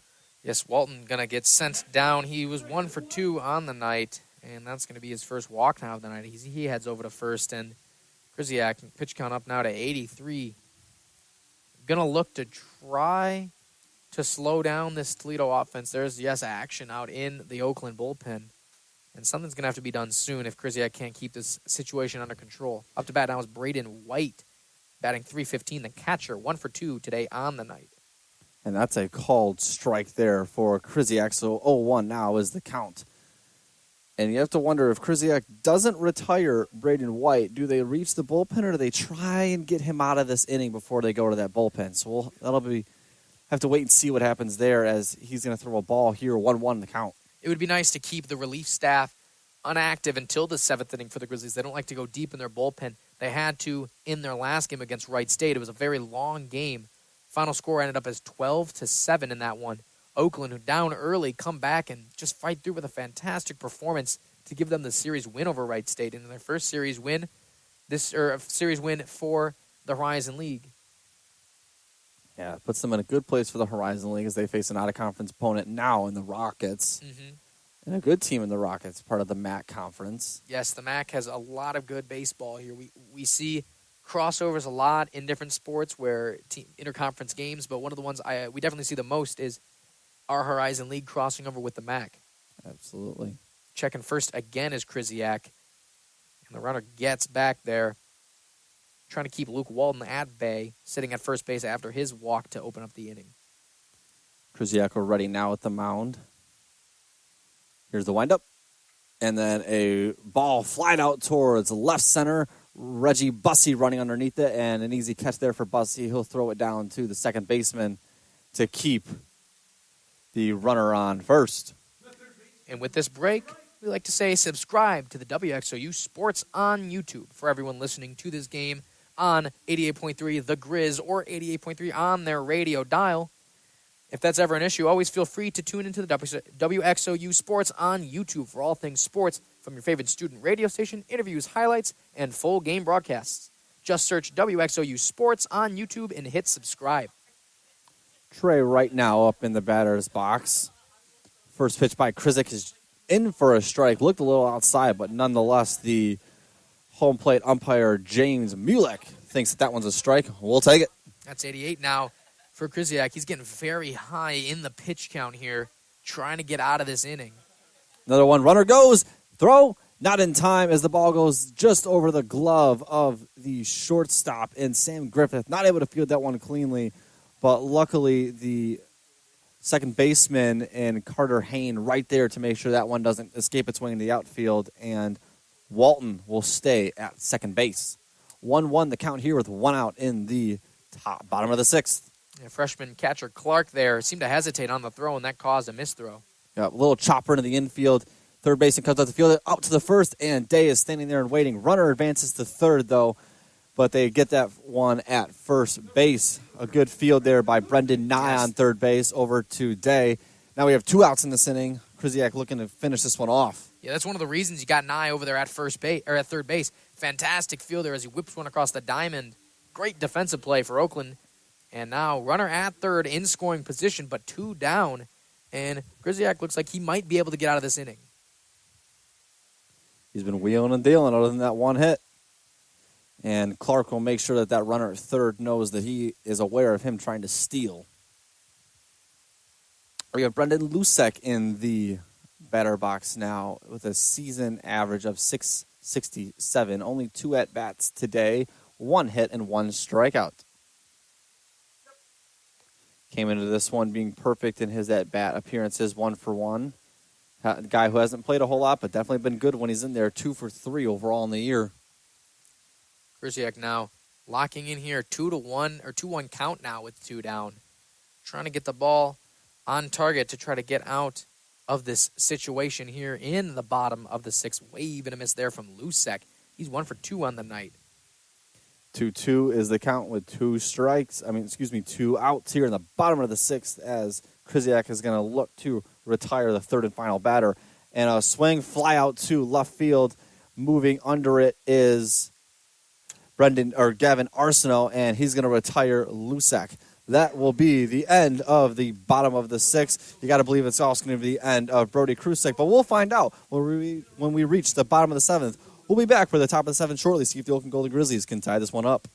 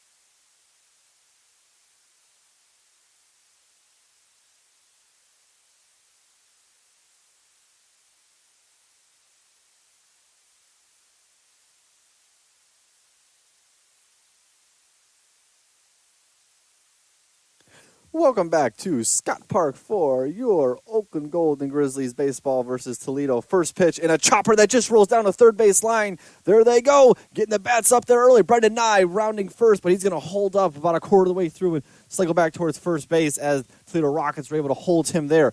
Good start for Brendan Nye. Yeah, Nye looking for his first hit on the day, and he gets it there. Sits now at 1-3, the third baseman for the Grizzlies. Fantastic play there, and got a guy early in this inning, top of the seventh now. Nobody down. And a guy on first for Lucas Day, the freshman. We saw him hit that home run earlier in this game. We'll see if he could do something again here. Yeah, Lucas Day probably trying to send another one the distance and take the lead here. As he's going to be hit by, no, the pitch will not hit him, but there goes Brendan Nye rounding second, and he'll once again hold up. This will be stopped at second. So a wild pitch that goes through the feet of Lucas Day, and Brendan Nye is up to second. Runner in scoring position here for the Golden Grizzlies. No outs in the top of the seventh. It's a good way to open up this inning. Nye, as now we'll have a quick meeting at the center of the mound. Leninger having a bit of a struggle so far. Yeah, definitely not the inning that he thought he was going to come in and start wheeling around, as we have two pitchers at the moment warming up for the Toledo Rockets, and then two for the Golden Grizzlies warming up as well. So definitely some action in the bullpens for both teams. You got to wonder how long Leninger is going to stay in there if it stays like this. And this game break, we're going to bring you After Dark by SPB, Thursdays 8 to 9 p.m., hosted by SPB board members Joey and Eula. SPB After Dark goes behind the scenes of all sorts of events. Find out what's to come. Find out what it's like working for SPB and much, much more. While bringing on a different SPB member each episode, there's always something new to look forward to. Tune in Thursdays at 8 p.m. for SPB After Dark. And the meeting at Center Mound has concluded, so Nathan Leninger will stay in there. No substitution made. Lucas Day still up at the plate as Brendan Nye rounded first and went towards second on that wild pitch. So Nathan Leninger will gather his cool now and face Lucas Day. He'll send one down for a ball. And Lucas Day gets up in the count early, 1-0.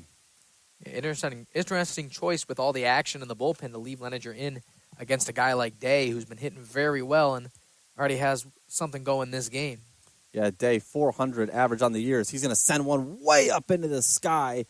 And coming underneath it is a third baseman. He gets underneath it and retires Day. Trey Wright, that was, coming underneath the ball to retire Day. Well, it's said that if there's anything you don't want to happen with a runner in scoring position to no outs, it's fly out in the infield. You fly out to the outfield, you hit a ground ball, it at least advances the runner. But unfortunately, Day gets a little too under that one, pops it up to third base, and it's an easy catch there to get one down here in the top of the seventh.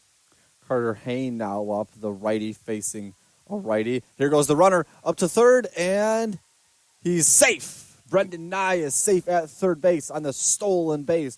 Now a runner in really threatening scoring position here as Carter Hayne is up at the plate. Still only one out in this inning. Golden Grizzlies might have a chance to tie this one up. Yeah, Hayne now 0 for 2 on the night. Higher average this season, batting .400, due up for a hit here with a guy on third. The Oakland Grizzlies could tie this ball game. Hayne just thinking, man, I just need to get this one out of the dirt. Just get it out of the infield, and the game is tied as he's going to swing and a miss on that one. Hayne now down in the count 1-1 with one out here in the top of the seventh. And Nye looked like he wanted home there. Started jogging, kind of putting a little bit of pressure on catcher Braden White, who has two pickoffs today. Yeah, Braden White's been sharp back behind that plate. No one's gotten by him. And a bunt here, and coming home is Nye, and out at first. No, he is out at first, as he took out the first baseman as well. Yeah, that's going to go. I believe the runner ran into the glove with the ball in it, so the interference from the runner means it's an out. But regardless of that, beautiful bunt there placed by Hayne is going to bring home the runner at third, Brandon Nye, and it's going to tack a second run on this game.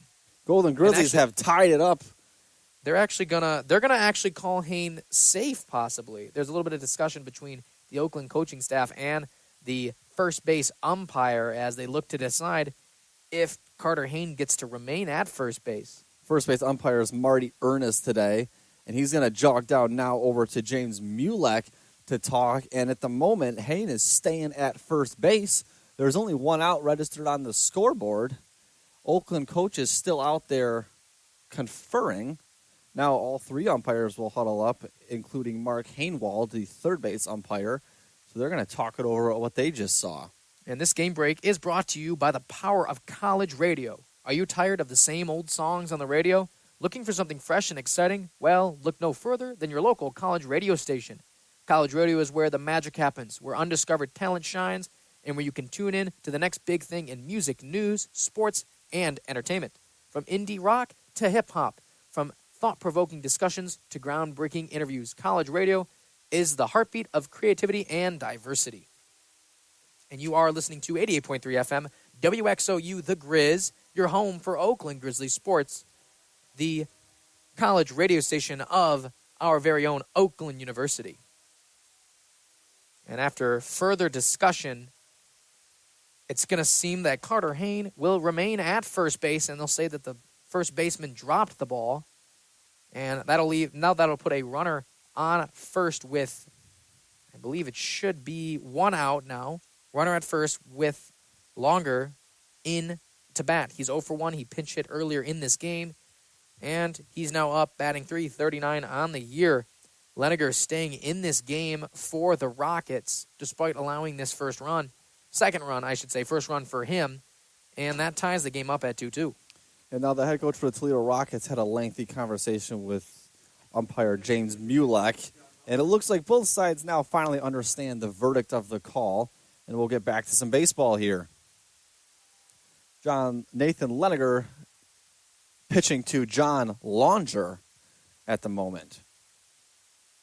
And a ball inside there on Longer. It'll be a 1-0 count for Longer. Longer pressed back a little bit there by the pitcher Leniger. His pitch count out up to only 18 as the relief pitcher for the Rockets. That one's going to sail just inside again, but it's going to clip the plate that time, and that's going to be strike number 1. 1-1 is the count here with one out in the top of the seventh as the Golden Grizzlies have tied up to 2-2 on the day. And there goes the runner as he chops one into the gap, rounding second. There he goes, down to third, and coach telling him to hold at both bases. So Oakland with runners on the corners now as they're raking off a Leniger in this top of the seventh. Oakland got a lot of activity going with Ben Clark coming up, the catcher for the Grizzlies. Runners now at the corners with one down. Beautiful top of the seventh inning here. Right before the seventh inning stretch, Oakland looking to put a mark on this game. Yeah, so Longer and Hain are the runners on the corners for the Golden Grizzlies, and a visit to the mound now for the Rockets, and I wonder if Leniger is done on the day. It may be the end of his day for Leniger. The Rockets possibly looking to the bullpen, and they're going to switch him out. Yeah, so we'll take a break as the new pitcher for the Rockets gets settled and gets going here for them. We'll be back shortly with the rest of the top of the seventh.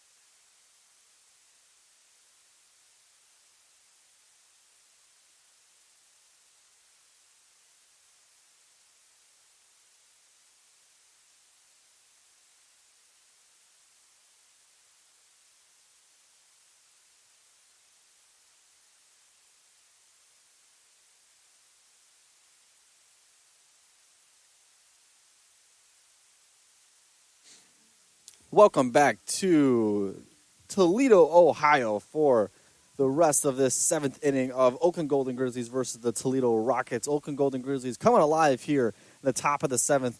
1 run scored for them as they have runners on the corners now. We have a new pitcher to announce for the Rockets, Kyle Music. He has 9 innings pitched on the year, 6 hits, 17 strikeouts, really strong there with an ERA of 4. A lot different than Leninger. Leninger did do a good job for the first couple innings he was in there, but ultimately was pulled after giving up the game-tying run to the Golden Grizzlies. And we got a pinch hitter here for the Grizzlies. The great Brandon Heidel here of Oakland University checks in, batting .296 on the year as he takes the spot of catcher Ben Clark. Makes you wonder now, Brandon Heidel's going to have to play in the field, so is Ben Clark? Ben Clark's day is clearly done at catcher, but will Heidel play catcher, or are they going to move someone else from one of the other positions down to catcher? We'll find out when they take the field next. Heidel does tend to be a catcher a lot of the times. He had a lot of plate appearances last season. I was surprised that he was sent to the bench here and he's pinch hitting today. But he does confidently strut up for his first at-bat of the day. So Heidel, season average at .296, 22 runs, 3 home runs, and 18 RBIs. He'll probably be looking to send one over that back wall here and get a 3-run lead as he's going to bunt the first one, pops it up, and a nice catch there by the first baseman for the Rockets. Owen Jackson sliding to catch a pop-up bunt, and now it's 2 outs here in this inning. Oakland going for a bunt to try and bring home Leninger or Longer, but not to be had as Owen Jackson able to catch that one. He's going to save a run there because that would have definitely been a run, even if it would have gone. I mean, that almost went foul, but may have saved a run there from putting this game down, giving Oakland a 2-3 lead or 3-2 lead. But fantastic play at first base to keep this inning alive. And here goes the runner, and he'll be home safe. Not entirely sure what happened there. I never even saw the ball. Took off for second before the pitcher even had a chance to throw, and I believe that was meant to be a bit of a distraction to try to get Oakland's guy on third to come home, Hain, and he's almost able to pull it off, but good read there by Music to keep the ball in his hands and watch that third baseman instead. Swing and a miss by Gavin Arsenal. Yeah, if Music would have thrown that one out towards second baseman, Longer would have just ran right home and scored. So good job by him to just hold it and chew the fact that someone had to advance to a second base.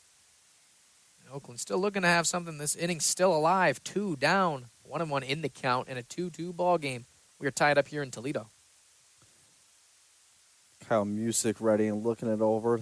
Probably thinking about a pickoff, but he'll wheel and deal. And that ball just outside. So count now 2-1 for Gavin Arsenault. Gavin Arsenault on the year, .250 average. 0 for 2 today with 1 strikeout today. Going to look to try and change those numbers a little bit and get going there. That ball just outside the plate once again. 3-1 for Gavin Arsenault. Kyle Music really working the outside of the zone right now. He's trying to be careful. Doesn't really want to put anything too easy over the plate for Arsenault. Another run here would mean the lead for the Grizzlies in this game. He'll fire one, and Arsenault will send that one foul over the head of us. Probably back onto that track and field platform back there, but nonetheless, it is a full count now with 2 outs here in the top of the 7th. Runners on second and third for the Golden Grizzlies. Arsenault just behind that pitch. Looked like he had it, but knocks it off the opposite direction. Arsenault now sends another one behind us. Wow. Possibly to the exact same spot. That one flies just right of my eyesight. He's going to keep the count full at 3-2 with 2 down. Runners at second and third in scoring position. Whoever's catching those is going to kill 2 birds with 1 stone. Pitch. Arsenault tips that one. It just goes behind, and we'll reset here. Still full count. 3-2 is the count. 2 outs here in the top of the 7th. Arsenault looking to bring home at least one of the runners here and get Oakland to take the lead in the top of the 7th. I'm trying to say live, he's got Griffith on deck with Reggie Bussey in the hole. Pitch, and Arsenault chops one up to the pitcher. Not able to field it cleanly, but finally gets a hold of it and throws Arsenault out at first. So Kyle Music didn't get the initial grab of that ball, but eventually able to grasp that one, throw that one over to a waiting glove of Owen Jackson for the final out in the top of the 7th. So we'll take a break as we'll filter towards the bottom of the 7th shortly.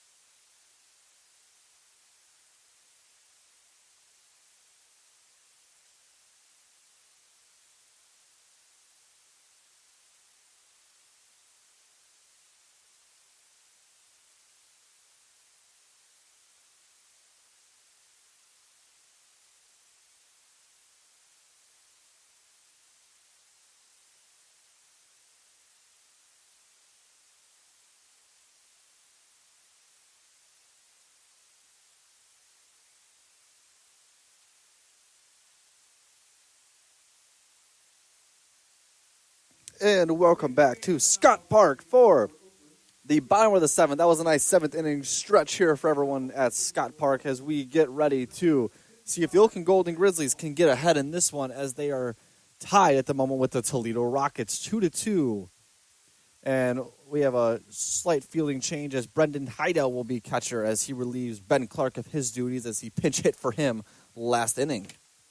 Last inning was an exciting one, I think so, Gavin. Yes, and also for Oakland, Ben Pooh will check into the game as the new relief pitcher for Oakland as they look to try to maintain this tie. 1 run tacked on in the top of the seventh ties up this ball game now between Toledo and Oakland. Yeah, Ben Paul, 9 innings pitched this year, 13 hits, 7 strikeouts, 4.82 ERA, and he'll relieve Brody Krzyzak after Krzyzak's great game today. Only 2 runs allowed, a lot lower than his ERA of 7.3. So a good game for him, something to hang his head on. First pitch is a ball for J.P. Wagner at bat today. 1 for 1 on the day he is with also a walk. 276 his average on the year. The senior right-hander, Paul, we see him often. He was a big part of Oakland's team last year that went to the Horizon League final. He's one of the fantastic relief pitchers for this Oakland squad. He's at a slight disadvantage, however, at the moment as he is a righty facing a left-handed batter in J.P. Wagner. Wagner 1 for 1 on the day with a walk and a single. Wagner now takes the 2-1 count. He waits for the pitch from Ben Paw. Ben Paw seems to be working the pitch clock a little bit, taking a little more time than usual. Oakland with a right field shift at the moment. Baiting on J.P. Wagner to send one to the right. Ooh, and that ball just gets on the inside of Wagner. Almost hit him in the hips, but nonetheless just squirted by. Yeah, Wagner just barely jumping out of the way. That pitch a little off target from Paul. Doesn't want to put a man on first with none down, but he does get behind in this count 3-1. 3 balls to 1 strike. Ben Paul got to be careful here as he's going to send one for a strike now. Full count here as it is no outs in the bottom of the 7th inning. Ben Paul thinking about what he's going to throw here in his bag. Thinking about maybe a fastball down low or a high heater. Don't want to hang something off speed as he throws one, and it's tipped out of play by J.P. Wagner. So he sends it over behind us. Staying alive here in this at-bat. Count still 3-2 on J.P. Wagner, the DH for this Toledo team. Ben Paw, here's the pitch, and it is a strikeout as J.P. Wagner thought he was walked, but nonetheless the umpire and James Mulek says, nope, that one's good for a strikeout by Ben Paw. Yeah, Wagner tosses his bat to the side thinking he's getting a free base over there at first, but Paul paints the corner, gets his first strikeout of the night, and first man down of the night. Yeah, good pitch sequence there by Ben Paw. So 7 pitches they took to retire the batter, but nonetheless, we have Charlie Shulvin up now with 154 on the year as his average. Ben Paw, first pitch in for a ball. That is Ben Paw's 8th strikeout on the year as well. Shulvin 0 for 2 on the night, but he's had a lot of work defensively at shortstop. He's been a big part of this strong Toledo defense. Ben Paw sends another one, but Shulvin able to get a hold of that one and send it out towards the left field. And a jumping Gavin Arsenal makes that catch to retire Charlie Shulvin. And now Scott Magowitz will come back up to the lineup. He is 0 for 3 on the night with a strikeout. 293, however, on the year. He's capable of getting this lineup going. Yeah, Paul looking to try to shift through this inning as fast as he can. Trying to get back to the top of the 8th to give the Oakland offense a chance to strike again. Only took 2 pitches for Ben Paw to retire Shulvin. And he'll look to do the same with Scott Makowitz. First one in for a ball on Makowitz. On deck is Garrett Pike of the Rockets. We'll see if Ben Paw faces him if he's unable to retire Scott Makowitz. Toledo going to want to try to get something on the board here as getting later in this game. And Makowitz sends one towards right field, and a diving catch cannot be made by the right fielder, Trent Rice. And Makowitz will head towards second, and he'll be in for a double. Well, that's exactly what I was getting to say. They're going to want to get something going here, Drew, considering the fact that they got the top of the Oakland order coming up with guys like Reggie Bussey, who are 0-3 tonight and due up for a hit, and hitters like Trent Rice and Brandon I with Lucas Day coming on deck for those four. Yep. Now it's Garrett Pike in to bat, and he is over 3 tonight with 2 strikeouts. Ben Paw is going to look to try and keep that going, but he's got a high season average of 342 with 9 home runs this year. You know, he would love to send one of those yard right now and get the Rockets a comfortable lead as we head into the 8th shortly. Pike's not the kind of guy you want up, especially 0-3. He's due up right now. And it looks like we just had a balk. Yes, that's going to send intentional walk. I'm sorry, Intentional called walk. by pitcher Paul. Will not even give Pike the chance to bat, as they're going to bring a Bowman Jackson instead and put a man at second, trying to fill up the bases behind Makowitz at second base. So the Golden Grizzlies not really wanting to take chances with Garrett Pike, possibly sending one deep, as he's going to take his base, and it'll be 2 on with 2 outs here. Runners on second and first. Jackson, the 3-hitter, 0-2 on the night. 284 batting average, the first baseman. He's also made some great defensive plays for the Rockets on the other end. And that one is in for a strike by Paw and Owen Jackson. Waving him as their beautiful pitch for strike number 1.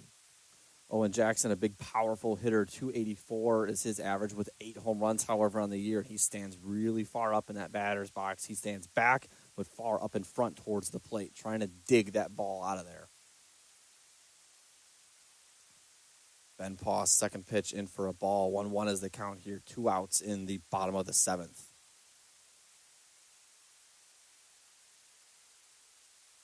Now Ben Paw looks it over, sends one down low, and a swing and a miss by Owen Jackson. 2 big waves there. Jackson looking like he's got the ball in his sights, but it slips by him again. 1-2 now. Call him Javi Baez the way he's swinging with authority here. Jackson due up in this game, 0-2 with a walk on the night. And that ball would just be on the inside and go in for a ball. So 2-2 now is the count with 2 outs in the bottom of the 7th. Owen Jackson really looking for something here to try and get this lineup going for Toledo and get one of these 2 runners home. Toledo looking to do something. Tie ball game right now as we are in the bottom of the 7th. Scott Makowitz is on second, but a ball way outside for Ben Paw. Now we got a full count here. Yeah, that pitch just way off target. It looked like it might have slipped out of the hands of Paw as it almost goes outside of the opposite batter's box. So Ben Paw got to be careful here now with what he throws. You could load the bases or you could get out of this inning with this next pitch. Ben Paw wheels and deals, and a tip foul by Owen Jackson. Swung just late on that one, hit the end of the barrel, and sent it up into the protective netting. It was a great pitch there from Paul. Jackson appeared to have to reach for that one to even just try to make contact. He didn't want to strike out. Yep. And now Ben Paw will ready up once again. 11 is his pitch count so far. This one taking a little longer than the rest. The shift in the back doing work. Oakland. And a swing and a miss and a strikeout for Ben Paw. What a He'll pitch. retire Owen Jackson. Just outside, and Jackson's not even close to that one. Yeah, Owen Jackson was baiting on a whole different pitch than what Ben Paw threw at him. Now, we'll move to the top of the 8th inning when we come back. Oakland 2-2 looking to take the lead against the Rockets.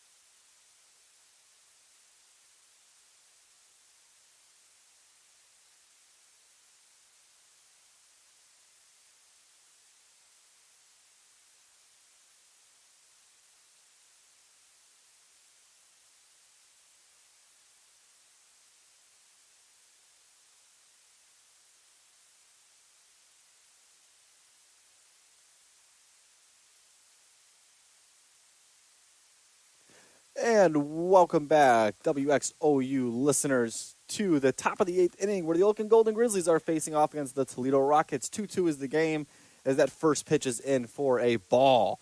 At the plate right now is Sam Griffith. It's still at the mound, Kyle Music for the Toledo Rockets.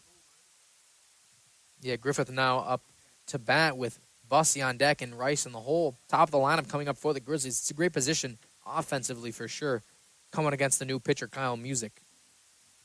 Absolutely, and Sam Griffith on the season, 217 average, two home runs though, so he might be looking to send one deep and crack this one open.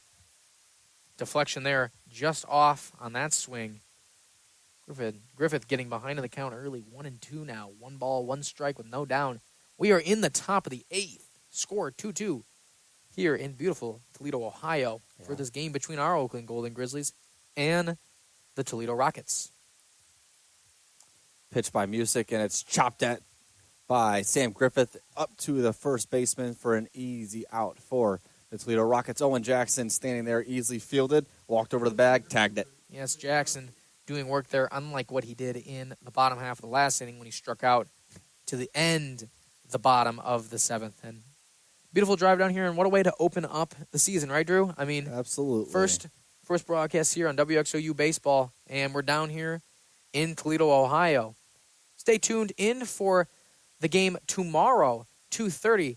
Oakland University Baseball taking on another MAC opponent, Bowling Green, this time home from the baseball field in Rochester Hills, Michigan. Reggie Bussy up now to bat. 309 is his average, but today 0 for 3. One of the best players for the Golden Grizzlies. You got to think that he's due for a hit at some point. And that one held out there by the catcher for Toledo. They thought that one was a strike, but the umpire does not bite.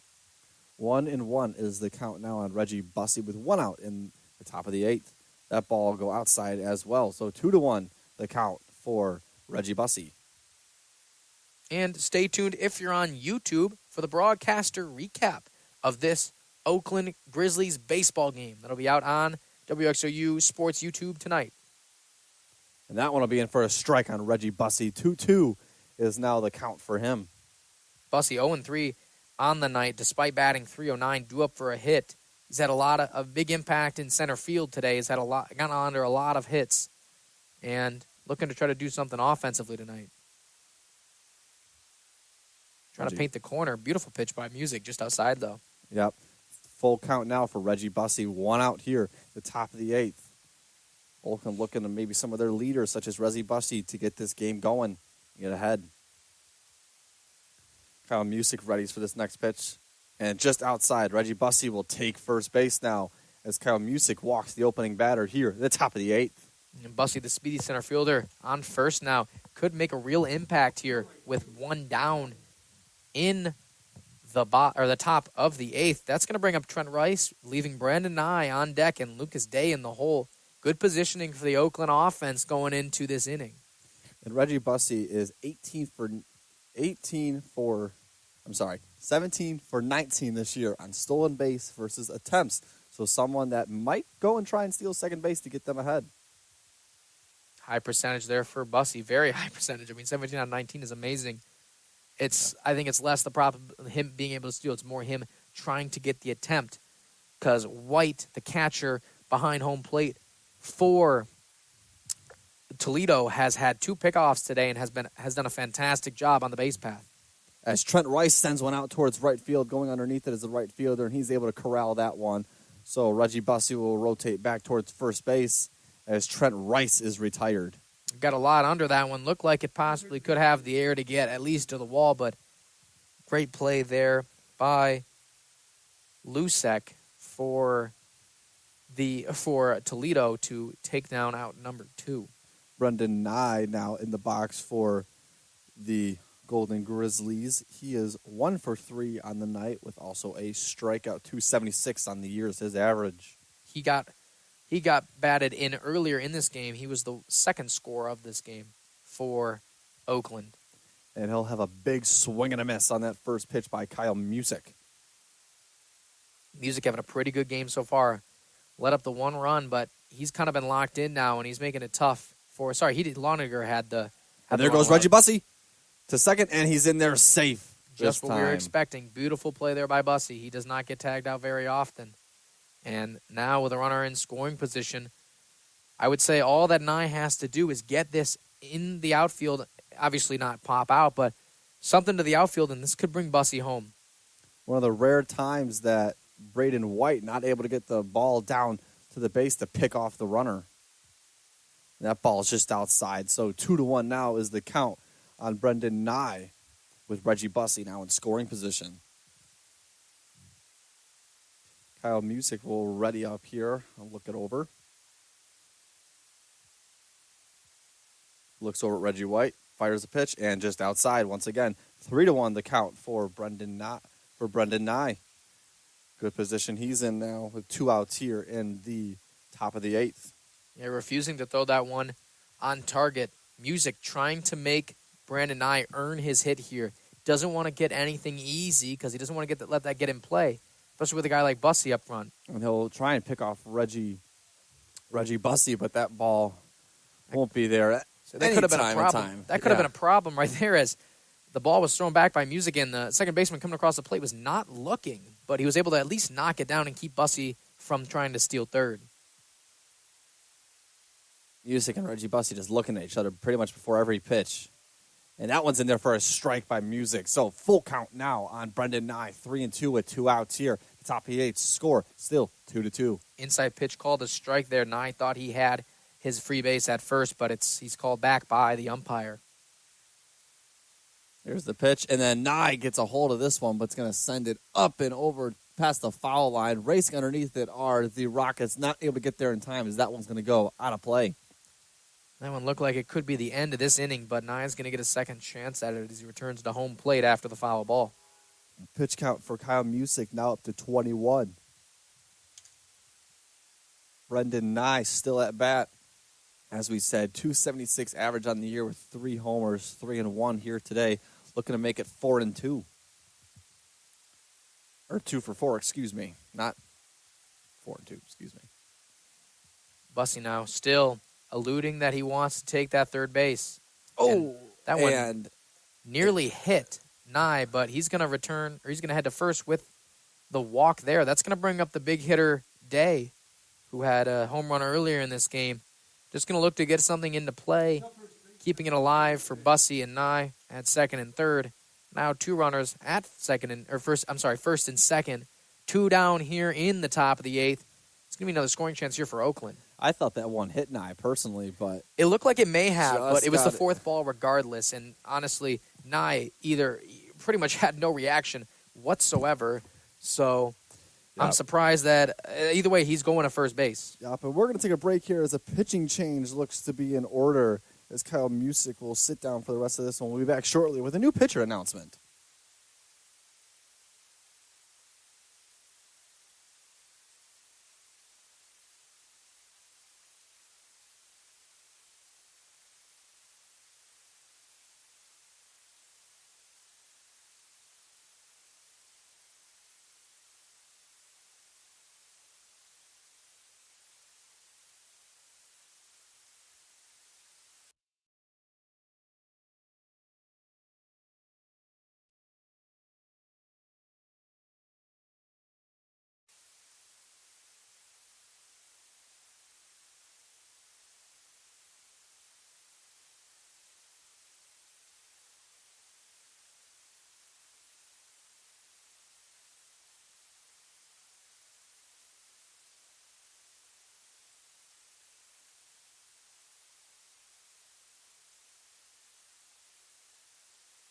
Hello, everyone, and welcome back to WXOU. This game break is brought to you by our Oakland Golden Grizzlies coverage, partnered with STEM Education. Ignite curiosity, explore possibilities, and shape the future. STEM education is the key to unlocking endless opportunities. Embrace the power of science, technology, engineering, and math. Let's inspire young minds to innovate, problem solve, and make a lasting impact. Together, we can build a world driven by knowledge and endless potential. And Brennan McCune is going to replace Kyle Music at the plate as he's going to face a hard hitter in Lucas Day right off the bat. Lucas Day had the only home run of this game earlier as he sent it over the back. That one was a no-doubter earlier. Sent it into the pines, that line the outside of this outfield. Beautiful hit just over the 370-foot mark. Yeah, absolutely. He got a hold of that one, and there was never a doubt about it. Now up to bat is Day. McCune, the new pitcher for Toledo. He's got 18 innings pitched on the year. With an ERA of 6.5. And our first pitch called strike on Lucas Day. Big wave and a miss. Day. We've seen that quite a bit. Again, referencing back to that Prince Fielder type hitting. Big power hitter, but tends to swing at a lot. Day does. Day watches that one go along the outside. So 1-1 now the count with 2 outs here in the top of the 8th with runners on second and first. Runner on first is Brendan Nye. Runner on second is Reggie Bussey. Bussey taking a lot of attention right now away from the pitcher, looking to possibly steal third. He was able to take second in when he first got walked, and really don't think he'd have an issue attempting for third. And that ball go around the outside, 2-1 now the count on Day. Day will chop one up towards the pitcher, go to the second baseman, shortstop, and he'll tag the base for an easy out to get out of this inning. So a good job there by Brendan McCune to come in the top of the 8th, face the only batter, Lucas Day, retire him, and get out of this inning. So we'll take a break as we head towards the bottom of the 8th to see if one of these teams can take control of this one. We'll be back shortly.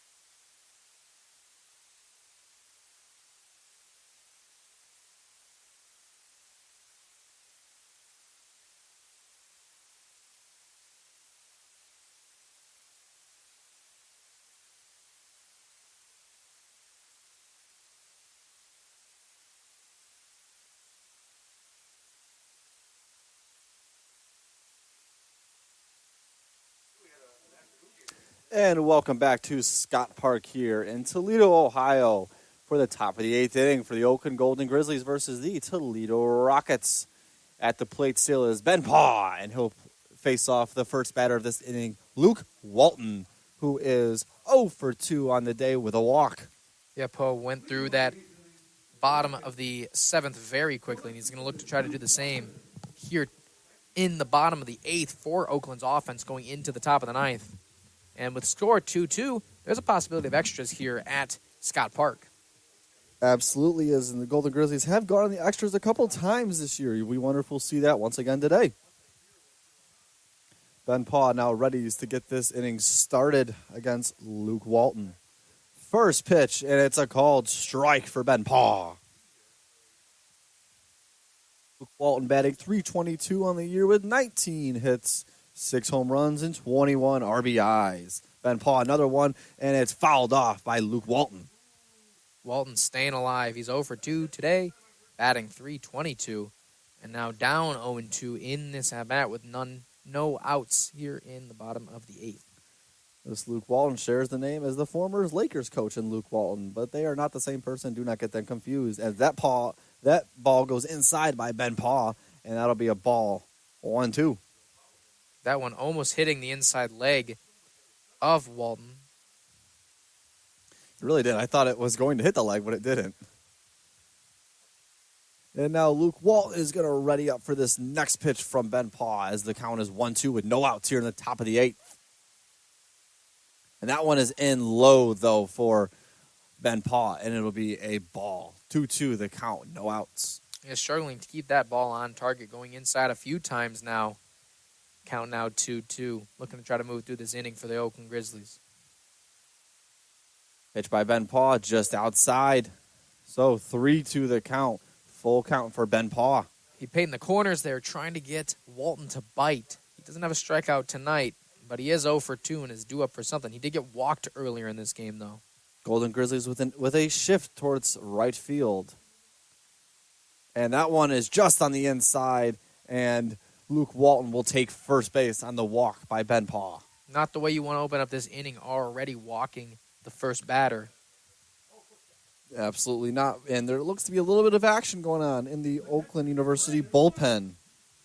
And the coaching staff is going to come out to the mound to have a quick discussion. Not necessarily, and they're going to call to the bullpen. Pitching change on the way for the Oakland Golden Grizzlies. Yep, so that'll be the night for Ben Paw. 1 hit given up, 2 walks, 2 strikeouts for him. And we'll take a break here, and we'll come back shortly with a pitching change.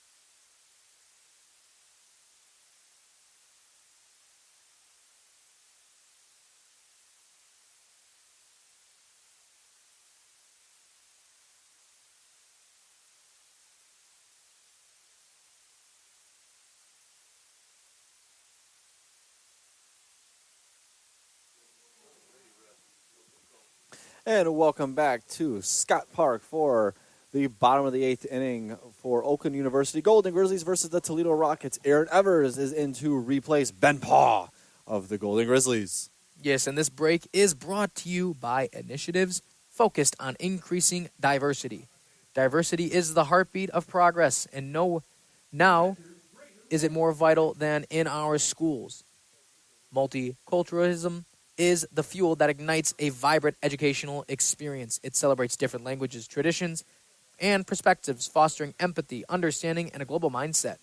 When we embrace multiculturalism, we empower students to become compassionate leaders, ready to navigate an interconnected world. Let's create inclusive classrooms where every voice is heard and where diversity is not just valued, but is cherished. Together, we'll build a brighter future enriched by the power of multiculturalism. And the first pitch by Aaron Evers is in for a strike. Aaron Evers comes into this one with 7 innings pitched this year, 9 hits given up, 6 strikeouts, and a 6.4 ERA. The catcher White back at home plate. He's had a great night tonight on the defensive end. 1 for 3, though, on the night with 1 hit in 3 attempts.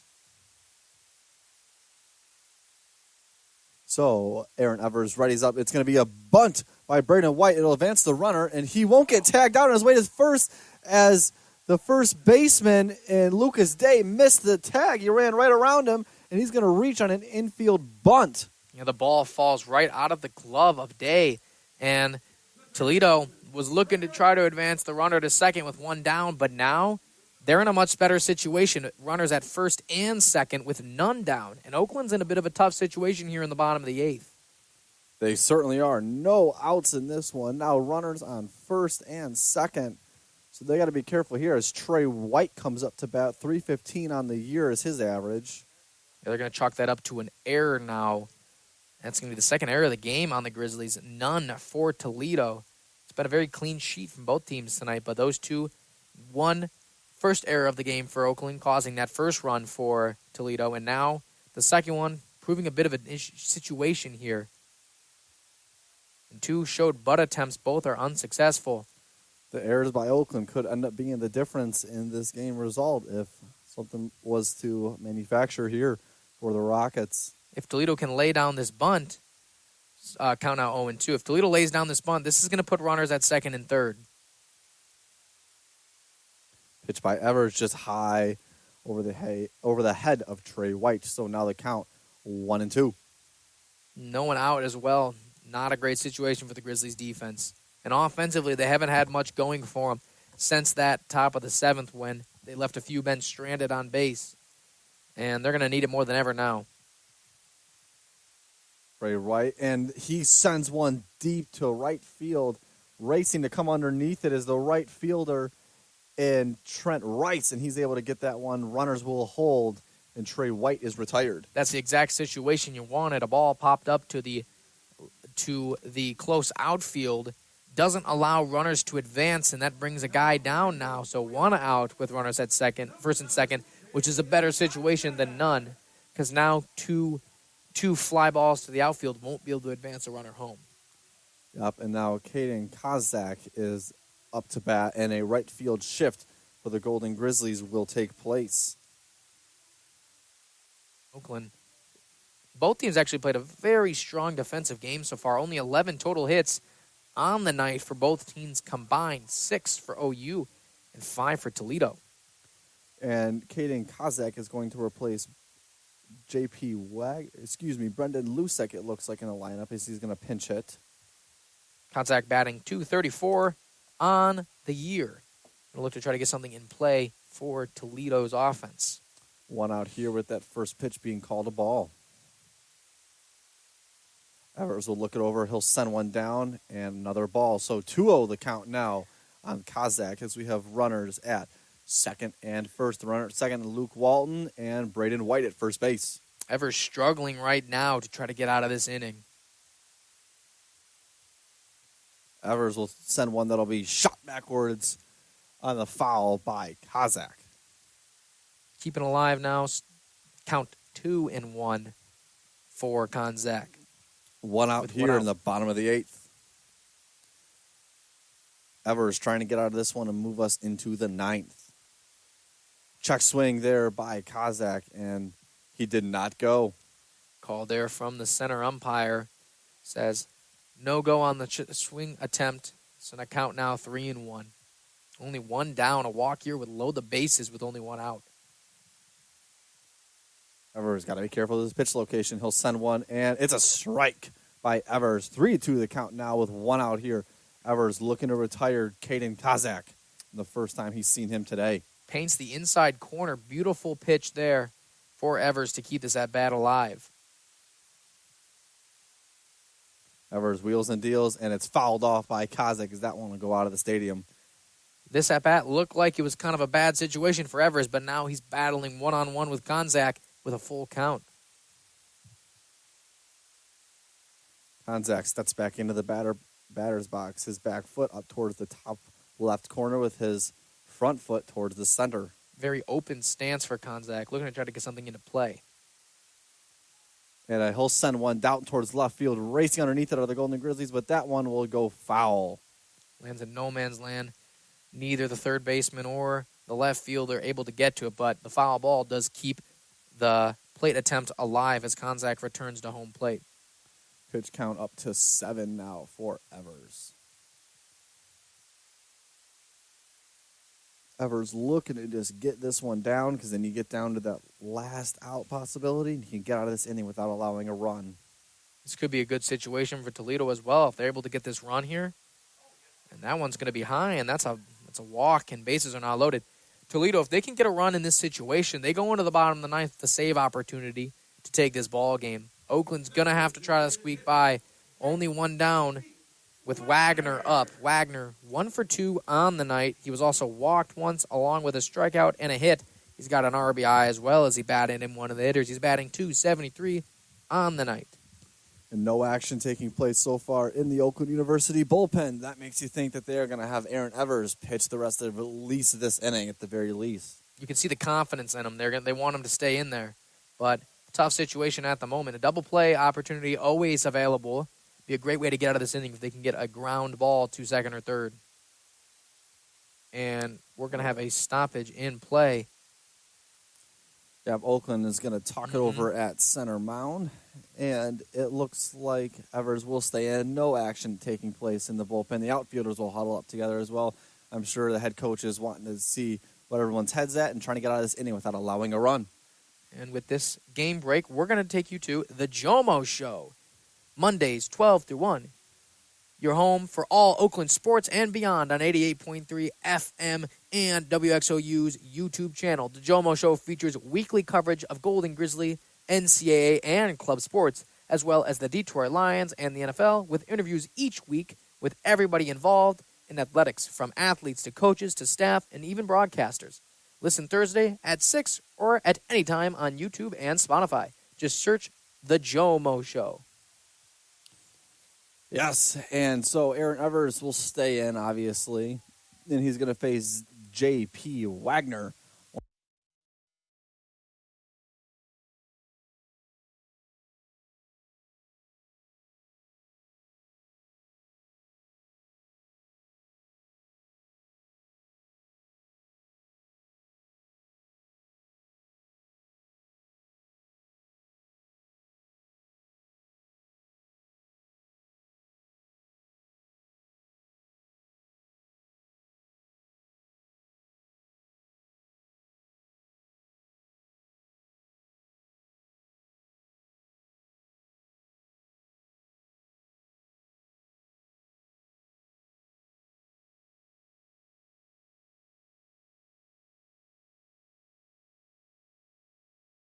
One for 2 on the night, as we said, with a walk and also a strike.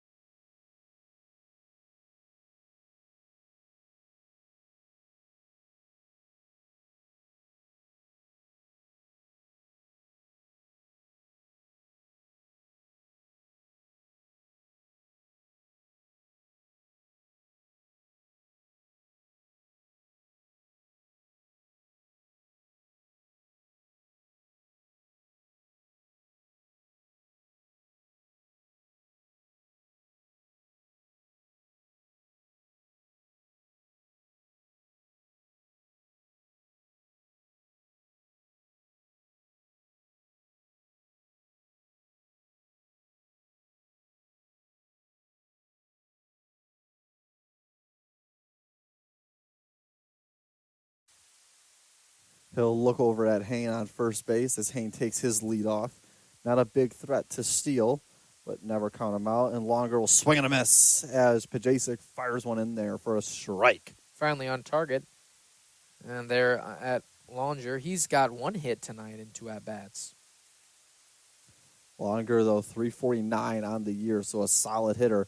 Showing bunt right now. He pulls out of it, swing and a miss, and there goes the runner, and he's tagged at second base. He's out. What a play there again from the catcher. Just a fantastic performance tonight from catcher Braden White. That's the 3rd pickoff of the game. Just what a great performance defensively from behind the plate. That's going to empty the bases now with 1 down and a 1-1 count here on Longer. A bit of a different situation now at bat. He can't look to lay bunt or just put the ball in play. Now he's got to try to get on base. Carter Hain, that's his first failed attempt at a stolen base this year. He was 3 for 3. But as you said, the catcher, Braden White, has been mowing people down back there today.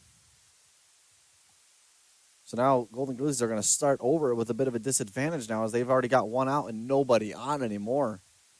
Have to wonder if stealing second base at that moment was the best idea. It would have put them in a great position because then Longer could have laid bunt and with no outs and advanced the runner over to third. But now no one on base, so a very different situation and not really what you want for the Grizzlies. And Longer will chop one up to the third baseman. He'll come up to field it. Fired over to the first base. A diving catch to get the ball, but Longer able to reach there, and he'll be safe at first. Yeah, that one's definitely going to be chalked up to an error. The third baseman there, you could see it out of the glove. He snagged it off the ground, but then fumbles with it a little bit, and just something small can throw you off balance, and he was barely able to even keep that one in play. Yeah, Trey Wright, the third baseman, fired it over to Owen Jackson, who had to really stretch out for it and just not able to keep his foot on the bag. Brandon Heidel is up now to bat 0 for 1 on the night, 293 a season average with 3 home runs. He's going to look to get something going here for the Golden Grizzlies and get up on that scoreboard to even the Rockets. Heidel's the kind of guy you want up to bat right now. One of the more veteran presence was here on the team last year, and he's built for moments like this with a guy on first, 1 down. And he'll look to bunt, but that one looks like it kicks off the catcher or possibly a shoe. Nonetheless, it goes to the backstop. So 1-1 the count now with 1 out here in the top of the 9th where it counts the Rockets by 1. Odd that Heidel is showing bunt when you got a guy at first and only 1 down. You're going to have to look to just put the ball into play at this point. There's the pitch and a swing and a miss by Heidel. Pajacek is on target now, absolutely dealing and putting Heidel in a rough situation in the hole 1 and 2. He's got Arsenault on deck with Griffith in the hole for the Oakland hitting. Bottom half of the order. Both Arsenault and Griffith are 0 for 3, though. Both due up. Yeah, the Rockets are in good position with some of the hitters they have for the Golden Grizzlies. Some of their guys that aren't known to hit the ball quite as well, always capable of doing so, but definitely not as much of consistent hitters as people like Bussey, Rice, Nye, and Day. So it could work in their favor as the count is 2-2 with 1 out here. And a swing and a ball flew up into right field, shallow right that is, for Brendan Hadel. And coming underneath it is Caden Kozak, and he'll make the catch, retire Heidel. Heidel, yep, that's just another fly out. Unfortunately, not what you want. It's going to put Oakland in a very tough situation with a guy like Gavin Arsenault who's 0 for 3 on the night, and he's kind of on the spot right now with 2 down. His only option is the tying run at first base, leading run at home at bat. Yep, so Gavin Arsenault now on the plate. Sam Griffith on deck. And an attempted pickoff, but luckily Longer was able to get back there in time. It looks like he thought about stealing second. It looked like that ball might have gone past the plate. That would have a great stop there by the catcher and Braden White. That would have been a fitting way to end this game. Another pickoff in White's favor, but getting back to that, great base running work there for the Grizzlies. And a swing and a ball shot down the right field line, tracking foul and just out of the reach of Connor Kozak. Could not get there in time. Keeping the bat alive here. Count 1-1 with 2 down. at the plate. Arsenault for the Grizzlies. 3 at-bats, and he's striking out 1 time today. No hits on the night. It looks like the catcher is calling a timeout here, talking to the pitcher a little bit, letting him know what he needs, what he wants.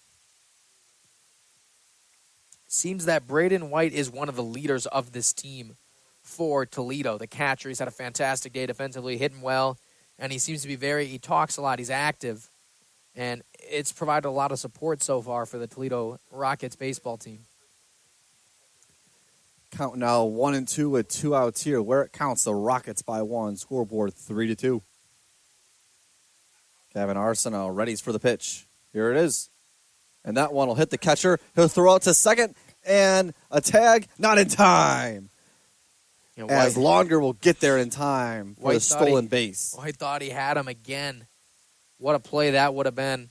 But a beautiful base running job by Oakland as Longer is able to get over to second, reads the misfired pitch by Pajacek and is able to capitalize on it. Now, Oakland in a much better position than they were a second ago. Absolutely, as Gavin Arsenault still at the plate, and he'll chop one foul. And so we'll get reset to do it again. 2-2 the count with 2 outs here in the top of the 9th. Runner on second is Longer. Tying run on second. Could be a good situation for the Grizzlies to try to bring themselves back in this game. Gavin Arsenault got to be looking to push this one towards right field down that line to bring home Longer. Would be a great way to get this one rolling. And Pajacek will bounce another one to the catcher. A good stop there by the catcher in Braden White. Pajacek all over the place. He has had a ton of misfired throws so far. Just not a good performance so far with this Oakland offense. Gavin Arsenault ready up again as it's a full count with 2 outs here in the top of the 9th. Runner on second. And a swing and a foul by Gavin Arsenault. We'll do it again. Last strike or ball of the game right here at possibility of last one of the game right here. This is Oakland's down to their final out. Each time that there's a pitch, that could be the one that ends it or keeps it alive for the Golden Grizzlies. And that one will go high, and he will have walked Gavin Arsenault. Coming up now is Sam Griffith. Griffith, bottom of the order, 0 for 3. He is due up today, batting .215. This could be a great situation now for the Grizzlies. If Griffith's able to bring someone home and get on base, you got Reggie Bussey on deck. You got Trent Rice in the hole. You got some good hitters standing behind you. Sam Griffith, got to be calm, be collected. You know it's all in front of you. You can be the difference if you get set. So Kyle Pajacek will send one, and that will be ruled a ball.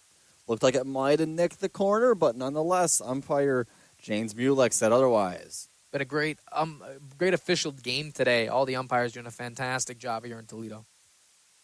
Pajacek looks over at second, watches Longer, fires one down, and that one will be a little high. Sam Griffith will take ball 2, 2-0 count. Pajacek still having issues finding the strike zone. Just not playing as well as you'd expect him to be. Pajacek's count up to 24. He's going to regather himself, look it over, look at second, look back, and think about a pickoff. But nope, Longer got back there in plenty of time. Pajacek possibly just letting Longer know that he's paying attention, maybe throw off the idea of trying to steal third. Yeah, one of the possible differences that could be in this game if Oakland's able to pull this one out is the left on base for the Rockets. 9 runners left on base for the Rockets, only 5 for the Golden Grizzlies. Is that ball is going to go high as well. So a 3-0 count now for Sam Griffith. You got to think if you're Sam Griffith, let this next one go by. I don't care where it is. Pajacek just, not finding the strike zone. Toledo still have no one warming up in their bullpen. They're really relying on him here to get out of this inning. Pajacek, here's the pitch. And that one will be Way outside as well. Mm-hmm. Bases are loaded in the top of the 9th. 2 outs. Here comes Reggie Bussey. This is the guy you want up. 0 for 3 tonight, has not gotten a hit. Batting .309 on the year. Was walked once, but he's due up for a hit here. With all bases loaded. And Pajacek just not pitching very well right now. Reggie Bussey, one of the best players on this team, the sophomore, came into this one averaging .318. That one's dropped down to .309. but a chance to rewrite the story of his play in this one if he can get one of these guys home. And we'll have a mound visit here between Braden White and Kyle Pajacek. Yeah, 2 straight walks for Pajacek, just not totally what you want to do, especially coming in to try to close out this game. It's got runners on, runners loaded, and it looks like we may have... Going to have a couple visits here. Third base coach comes down to the head coach. The runner and the batter will both talk a little bit. You wonder if maybe they're dialing out some strategy regarding a possible shallow hit, maybe a bunt. I doubt it. I'm not sure what you would need to... I've never really seen this before. I don't know how you would need to bring in the guy that's standing at third and the guy that's at home plate batting for any reason in this situation, because a bunt's not possible with 2 down. Really, the only thing that can happen right now is either a walk, which, let's be honest, with how Pajacek has been pitching, that's definitely a possibility. It's going to take a lot from Bussy to try to, keep calm and not swing at things he shouldn't. Maybe draw a walk or just try to get the ball into the outfield. A walked-in run here would be pivotal for the Oakland Golden Grizzlies. Oh, Reggie Bussy will ready up inside the batter's box. He'll take that first pitch, which will bounce once again. And Pajacek finding both high air and low dirt. Maybe an attempt to steal home. Longer sits at third base. He looked like he wanted to try to take home there.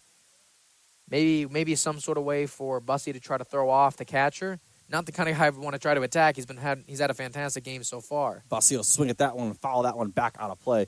You wonder if maybe they're banking on a Pajacek wild pitch. Like if Bussy notices that pitch is going to bounce, fake a swing or get in front of it a little bit to throw off the catcher's eyes, take away his eyes, kind of like you do in goalie when you take away the goalie's eyes. Hopefully that ball can hit the backstop, and then you want to bring Loninger home, but we'll see what happens. Yeah, White's had a great game behind the plate. He's probably one of the most impactful players so far. Swing and a miss there by Reggie Bussy. Now count 1-2. 2 outs here, top of the 9th. This next pitch could be what keeps the game going or what ends it for the Golden Grizzlies. Yes, Oakland down to their last strike. Pajacek trying to lock in and get out of this inning and end this game for Toledo. Both teams cheering on their guys out there. Bussy readying up. And Ump's going to call time. And it looks like he's going to call something. Not sure what the situation was there. 2-2. He's going to call a ball. And the coaches for Toledo not happy about that one. Nonetheless, 2-2 the count. 2 outs. And a chopper by Bussy. He's running towards first. Everything he's got on it. And the throw gets there in time. And that's the game. What a way to end it. Bussy almost got there in time, but just not quite able to. A matter of maybe just a step or two behind the ball. Yeah, Jackson, a beautiful snow cone catch at first, and it looked like Oakland might have had it, but they get out of the inning, and Toledo comes away with the win. Yeah, a great game by both teams. 3-2 is your final score in favor of the Rockets. The Golden Grizzlies next up will play Bowling Green tomorrow. You can hear that one right here as well. That game is at 2:30 back home in Rochester, Michigan. And for the Toledo Rockets, they'll move on Wednesday, and they will play a Horizon League opponent in Wright State. That one will be at 3 p.m. here at Scott Park. So we'll say farewell to you, Drew Allison, Gavin Smilowski. Thank you for joining us today, and go Golden Grizzlies.